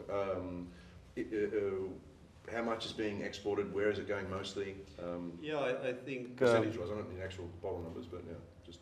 Yeah, so for Beeslaar, it's close to 50-50 now. I think local market, we've got a good following, private customers. We also have a good local distributor. There you go. There's load shedding coming off. And I don't already. so it's, but we export to quite a bit of countries. You know, we've had good success in the Scandinavian countries, like you said. Norway over the years have taken quite a bit. I'm now in between. You know, the old company was bought over with a new company, and so I have a little bit of a challenge there. But Sweden does well. Denmark does well. Iceland does extremely well. All right. Yeah, they've implemented quite a bit. I'm not sure. Wow, there's not a lot of people, but I think each of them must have a bottle of Beeslaar Pinotage because they buy quite a bit of wine.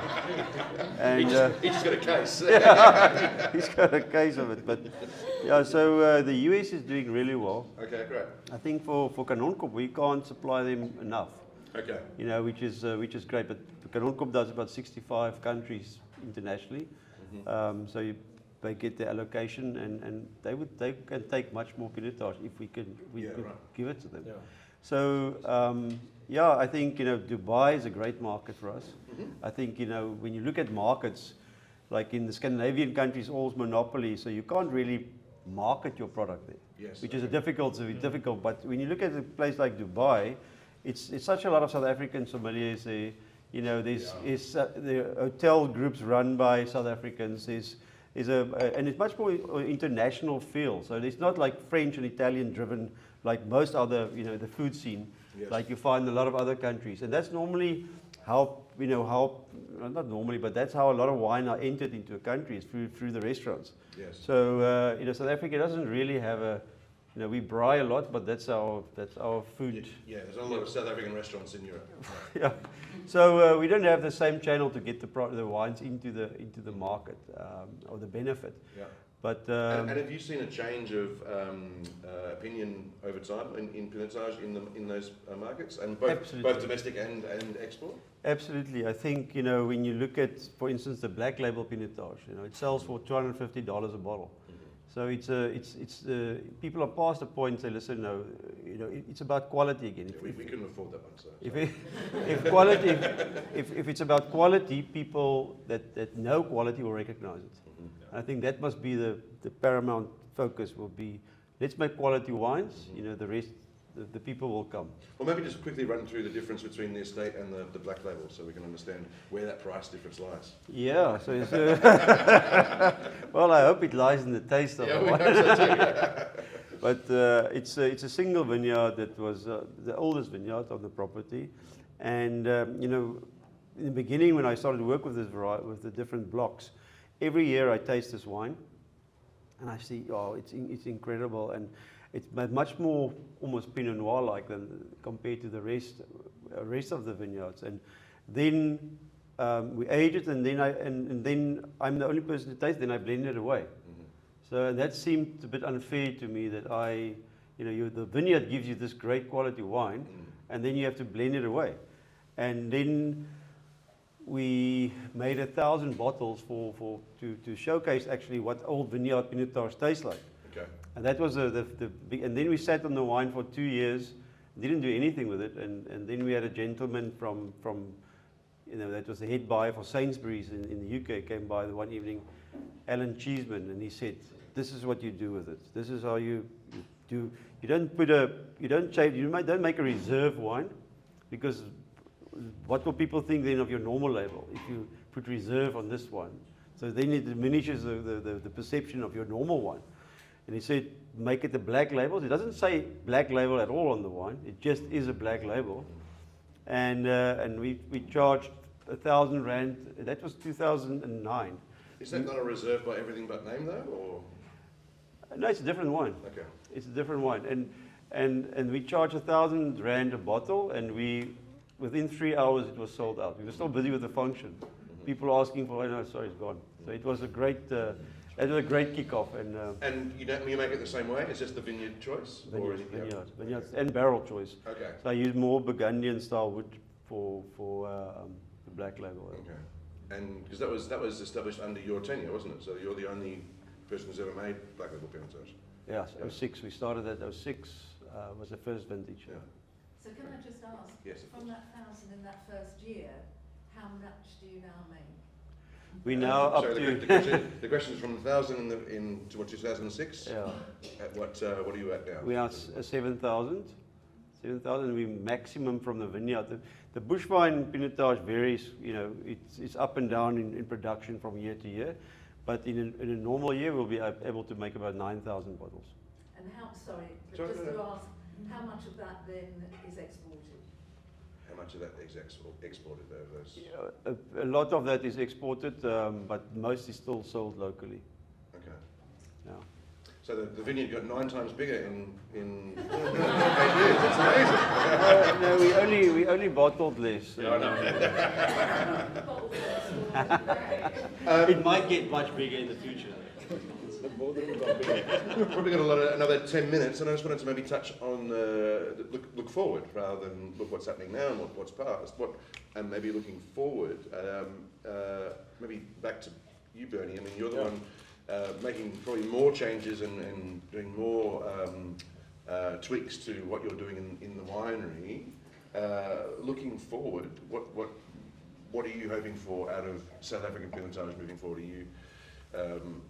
Are you on a quest to sort of really push it hard into the market? And I'm serious, because you're quite passionate about it, obviously. But again, this is Phoenix is a single vineyard. That's what it's about. I'm going to do the best in that vineyard that I can, and continue finding that perfect balance, as Abrie also said, of quality. That perception for me is at a certain place. Atlanticas, yes, there's a bit more option. There I'm split between about 3 vineyards, and I'm focusing on vineyards as close as possible to the Atlantic Ocean, because I find that maritime influence with Pinotage is important. That is a range that is possible to grow in a little bit more, and there's some really good traction with it. But I mean, viticulture as well, to look forward to in total with Pinotage. I think if I look at just quick stats of it, it's one of the only varieties that's been stable for many years on terms of planting versus ripping out. Yeah. I think it's almost constant, and it's even on the up. If you look at the total plantings of Pinotage, it's 6,600 hectares. 44% of them are older bush vines, older than 35 years, which is going to get us that quality and balance more than any other red wine variety that we have in South Africa of its percentage of its plantation. Yes, Cinsault is close by as well. And then registered as old vines as well. There's at this stage 135 hectares, which is the most alongside with Cinsault at also 135 or 140 hectares. So this is a gem sitting here for us to carve out and work in finding the right quality. Again, focusing. An old vineyard is not just good because it's old, but if it's an old vineyard on its site and you can match your style of making in the decisions of picking and other decisions with it, yes, maybe it can be good. But I think we're in a good spot, because also our 4 to 10 year old vines of Pinotage is much more than other red wine varieties at this stage as well, which means we're going to have a healthy 30, 40 years from now, again, a very good batch coming in. So I think looking forward, and the orders for Pinotage, I think plantings is good, versus Cabernet at the moment is getting ripped out completely. I think that due to leaf roll virus being quite hectic on it. So it's an upward trajectory. I think with I was going to ask you, do you think the future of Pinotage is brighter now than it was, say, 10 years ago, or you're quite young, 5 years ago? I mean, well, you say, I'm young, but even today I read the old notebook from my grandfather. He left that he was partly writing with, Elsenburg and Niet Voorbij and those in the 70s. And in that, I read there today, coincidentally, a portion of Pinotage. It said Pinotage is in a good spot. We don't expect more plantings. It's going to stay quite stable by the year 2000, from 70s till there.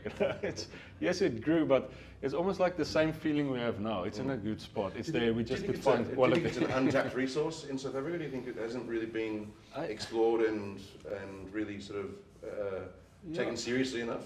I don't.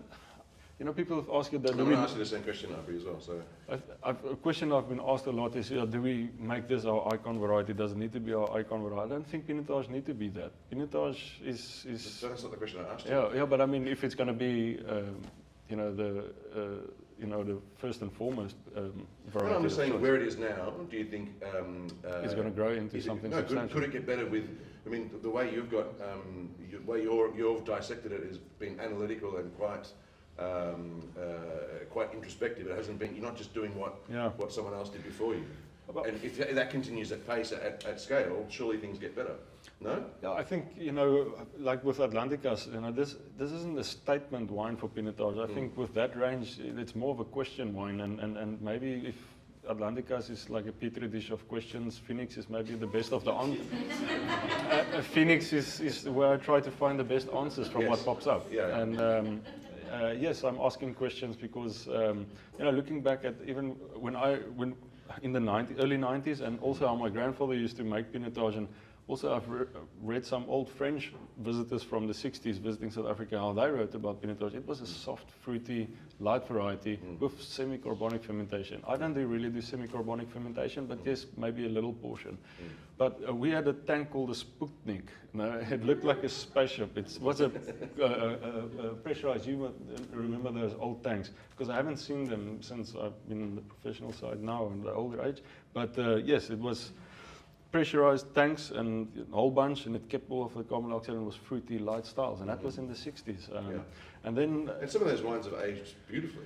Yeah, I mean, Properly. we Those talked old about the Lanzarote from Lanzarote. 63 and 66 have been amazing. And Lanzarote was, from Stellenbosch Farmers Winery, and a lot of the fruit from my grandfather's uncles. I had many uncles also with farms making Pinotage close by. That was our family braai, was just wine. That was our life. But Stellenbosch Farmers Winery, a lot of these Pinotage actually went there, and it could have ended up in that old Lanzarote. Well, no, yeah, they didn't really document that well, apparently. Yeah, they didn't document that well, but yes, so if you ask where it's going, I think with finding our markets, I mean, it's not just our responsibility. We can just stand here and hoist the flag, It's we have some incredible consumers, importers. Who's doing. But we can't drink it if you don't make it, though. We make it, but I mean, it's a long process. But I think it can go better, and at the moment it's in a good spot, and I'm excited with the response. And there's really people asking for more of these wines, and that's a good sign. Yeah, so that's good. And Abrie, same question to you. Do you think the future of Pinotage is brighter now than it was? The future of Pinotage is obviously Kanonkop Pinotage is amazing. That's killing it.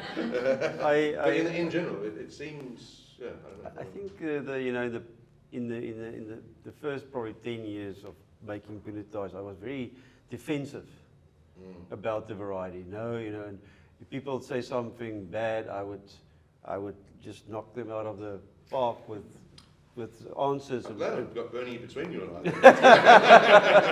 But that was now I think we are unapologetic about variety. Yeah, right. If you want to miss out, that's your problem. Yeah. Yes. I don't care. No, I think that's fair comment. It's just a different way of looking at it, and I think as South Africans, we should stop. Let's criticize Eskom and let's get off Pinotage for a while or something else. We are very self-destructive as a nation, and unfortunately, I think the winemakers that was on that bandwagon didn't really understand the variety, to be honest, and also the extra effort that it took to make proper Pinotage. So they were negative for the wrong reasons. Yeah. But of course, they had their following and they had their people listening to them as well. But I think we're at the point that we're unapologetic. There's so much good Pinotages out there, and if you don't like, that specific wine, there will be another Pinotage that you probably will like. Yeah. And if you don't trust yourself, do it blind. Let somebody pour you Pinotage versus something else. Especially perhaps a South African Merlot or something, and then you make up your mind what you like better. We grow Merlot as well, so it's. But I think that's where we are now, and the rest of the world is when you get with that type of approach. Yes. Then you're on a different playing field. It's not about making excuses or start trying to sneak in the back door. Yes. You're there because you believe in what you're offering or you're putting on the table. Yeah. Very cool. Innocent until proven guilty. Your Honor. Of course you know. Do the two of you keep a journal for your kids too? I do quite. Yeah, everyone's shocked, Bernie. I summarize the vintages and what I trying to, the interpretation that helps me. I try to summarize that in a journal. Yeah. Before we throw it open to more questions, I just wanted to ask you both what pinotages that we should, apart from your own, which are obviously delicious, are there other pinotages out there currently being made that you've been impressed by or you want to drink? You've mentioned Wolf and Woman, and you mentioned, I think, David and Nadia. Maybe let Abrie.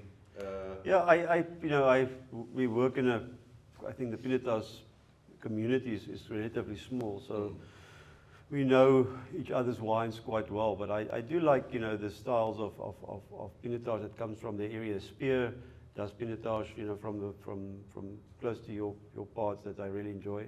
But Kaap Zicht, I've always enjoyed their Pinotages. Yes. The Bottleray Hills also have quite a bit of shale.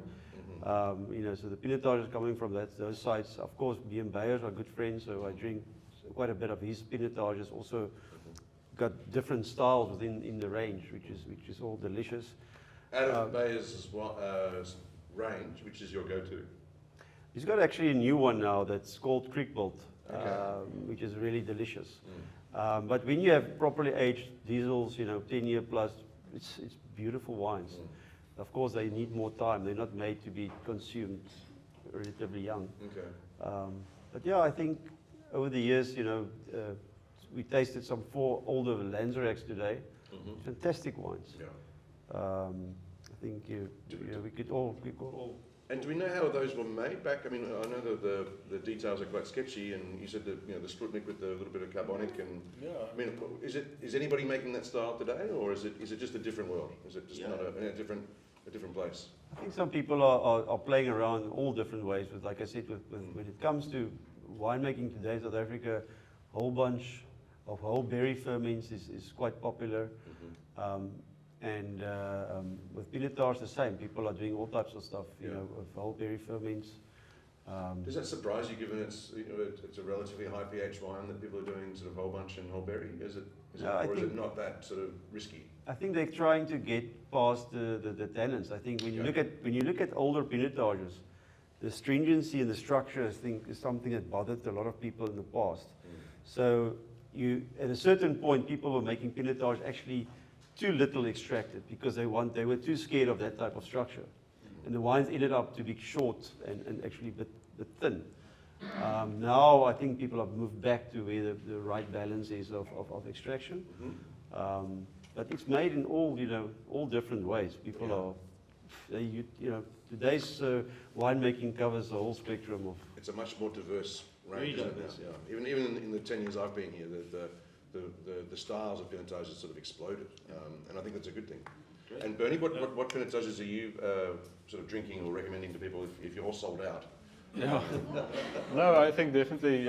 As I said earlier, Yolandi for sure, Wolf and Woman. David and Nadia. Sorry, I love that contour. That's both Swartland Pinotages. Kaap Zicht also. I love the granite ridge of Kaap Zicht at Bottlery. They also started making a little bit of a lighter style, I think, since 2 years ago or so. Showing quite well. Good texture, good fruit profile, good mid-palate length as well. And I think, again, that's balance of the vineyard that Dani finds there. And then Nadia, Bernhard at Waterkloof. Yes. I mean, that's, again, granite. Maybe I've been going towards where the granite hills are. Again, it comes to Soil and Terroir for me. But so she has a single vineyard there called, I think it's The Last of the First. That's a beautiful Pinotage that she makes, also from that area, close to the ocean influence. So if you can find your hands on those, after these. Try this first. Well, that's the end of my notes. Is there any burning questions in the room here? I've answered some on the live stream. Is there any more, or no, we've gone through there, or was everyone just so spellbound by the quality of the wines? Yes, we've got a question at the back. Today we celebrated vintage Pinotage. It was the reveal of its inaugural competition of the ABSA Vintage Pinotage competition. And we had the privilege of tasting these wines. Now, to enter the competition, the wines had to be from 2030 and older. Right. So we're talking 10 years and older. And those wines were absolutely extraordinary. What was very telling is how well the colour structure held. We spoke about the colour this afternoon in terms of how it didn't drop and go brown, how it kept its freshness. We spoke about the acidity of the wine. And from a longevity point of view, I think the gentleman over here asked the question, begged the question, has Pinotage got longevity in it? And it's definitely, it throws back to its heritage, the Pinot Noir. And so those savoury notes, those elegance, those foresty floors, those are the qualities that come through in its own way. Not to say it's trying to be a Pinot Noir, but it becomes a very interesting, fascinating, delicious, extraordinary, spellbounding wine if you allow it to age. Yeah. So more of a comment than a question. Okay. No, it's interesting. I mean, Pinotages. I mean, you said, Bernie, that Atlanticos is made to sort of more drink now. I mean, it's not a statement wine just for aging, Yeah. but I think there's also, if we look at what Pinot Noir also help with aging, a little bit of stem tannin. It's only been 4 vintages with this style that I've Yes. made. Yeah. I'll drink now, but I'll keep some back. I'm really excited to see where it is 8 years from now again, 10 years, and see. We know light style reds can surprise us with aging. Yes. And also longer fermentations does that. Short fermentation, if you don't have oak tannin and things like that, it's short on the palate, and it can also have a very short aging. I think with long extraction, but light extraction, it can sometimes surprise us with aging. And Abrie, with the Beeslaar, I mean, we know the Kanonkop wines age. They've been around for a long, long time for a reason. The Beeslaar wines, how are they looking? The earlier vintages. I think, again, up to 10 years at least, it's not even a discussion. All these wines are very fresh and young. I think post 10 years, then vintages starts to become more important, plays a more important role. So your lesser vintages start to open up or evolve quicker. I think, for quality wines, sometimes we look at older wines and then it's just a bad vintage. You can't expect a bad vintage. Not even nowhere in the world bad vintages ages 30 or 40 years. Yeah. So, and good vintages for Pinotage, are they the good vintages for the other varieties as well, or is there particular characters of vintage conditions that are ideal for making Pinotages age well? for me, there's very few times that there's a great vintage for all varietals, because when you look at growing conditions, your March temperature is so telling on, or conditions so telling on the Cabernets. So for the last couple of years, we have water, rain, and cooler conditions in beginning to mid-March, and then that changes the Cabernets dramatically, yes. the ripening. But with Pinotage, because it's early ripening variety, most of the seasons it's relatively good, except if you have like massive heat waves in January or beginning of February. If you have like extended drought like 2016, I found those wines to be quite challenging. Yes.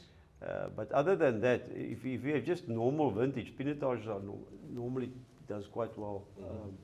And in your sandy soils or your granite soils, is it the same thing? Or? It's the same thing. I mean, we don't have, we can't really speak about vintage always in South Africa in our winemaking areas. We don't have those kind of rules that you have with, Barolo, Nebbiolo, and then it's easy to talk about vintage because there's one vintage, one variety. It goes through one flowering, it's one process and biology of a plant that it goes through. Or Pinot Noir and Burgundy. In South Africa or Stellenbosch, we can grow, we don't have rules on which varieties we can plant. So we're going to talk about a good vintage, but was it good for Cab or was it good for Pinotage? Was it good for Chenin or was it good for later ripening stuff? So yes, Pinotage ripens totally different part of the year. And another important bonus, as you said, it's early ripening. It's good on that. If you look at the heat summation that we call it from flowering, the amount of days of heat, say above 25 degrees Celsius that it goes through before you harvest it and it gets ripe, it's very close to what Pinot Noir goes through because it's shorter and so it's in a warm climate, this variety, but because it ripens so early, the amount of days above a certain temperature is quite close to some cool climate red wine varieties. And that's quite important to note, and that I think is why Pinotage can have so much good vintages, better than other, because Cabernet, also a late ripening variety, it goes through February, which is our warmest phase, and now we can also start at a later age, start struggling with leaf roll, because now you're damaging the vine's vitality and its immune system. it can't defend itself. It's stressed, and now we really want to make good Cabernet on the wrong swells. But then it starts breeding viruses and diseases and things. And I think that's different. So it's difficult for those late ripening varieties sometimes if we have heat and also some rain in March again, and that unbalanced. With Pinotage, fairly the worst threat we have is maybe land developers and and heat waves. Yeah. Somebody asked me, you know, Just charge more for the vines and then for the wines, and then the land will be worth more. No, I mean, even with disease pressure and things, somebody asked me today, what's your biggest challenge and biggest threat to Pinotage? And I was asking about diseases, but you know, I think it's land developers. Yeah. We've got a question, probably the last question, I think, in terms of timing. Penny. It's not a bit random, but like throughout the whole talk, there's been, you know, soil type has been a very big focus on like how Pinotage will turn out, you know, in exactly how you want it. So Yeah. like the parent grape, Pinot Noir, I mean, you also have Richard Peugeot who concentrates a lot like on clones. Is Yeah. that also something that you look at in Pinotage? Because, you know, Pinot Noir, you like the 777 is like, you know, brings in, you know, this character. Is that something that's also So looked the at? question for those playing at home is clonal selection important in Pinotage as it is with one of its parents, Pinot Noir? I mean, it being a quite relatively young variety, this Abrie can correct me here, but there's really few. There's maybe 2 clones or 5. Okay, 5 you've looked into it. Yeah, and some of our older bush vines, you know, maybe we don't always know with the old material what exactly the clones are.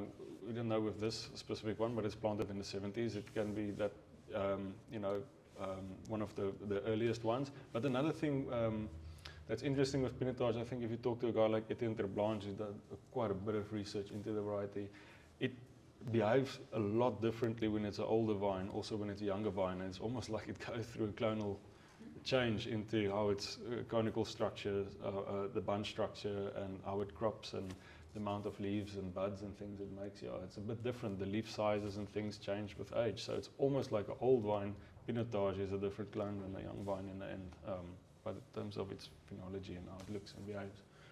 Yeah, it's You know, it used to be 48 and 50, the 2 clones that was available. And then over the years there was some what you call shoots isolated on Kanonkop and Warwick, and they replanted that at the university's farm. What's it called? Welgevallen.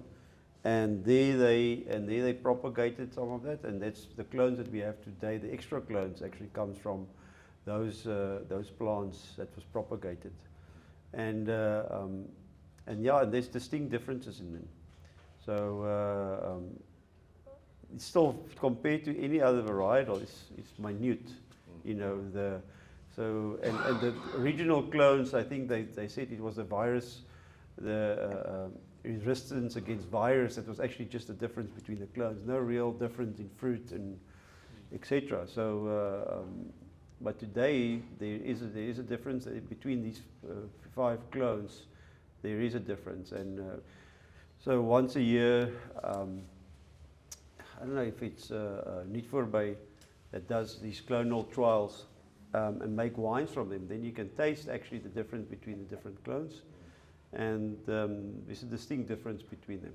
So slowly but surely, you know, it takes 50 years for mutations to take place in vineyards. So to actually create new clones is not a quick thing. Yeah. No, fascinating. Thank you. Just before I thank you both, just a quick word. Our next workshop, we're not going to do one in August. It's going to be in September. I think it's September 28th. We're doing a skin contact workshop with Craig Hawkins, Jürgen Gross, and Jan Meyer. So that's going to be fun in late September. Sign up to the newsletter to be the first to get the dates and when the tickets go live. Thank you very much for joining us in the room. Thank you very much to the people on the live stream, but mostly, and thank you to Abrie and to Bernhard for not only your wines, but your knowledge and enthusiasm. Thank you very much.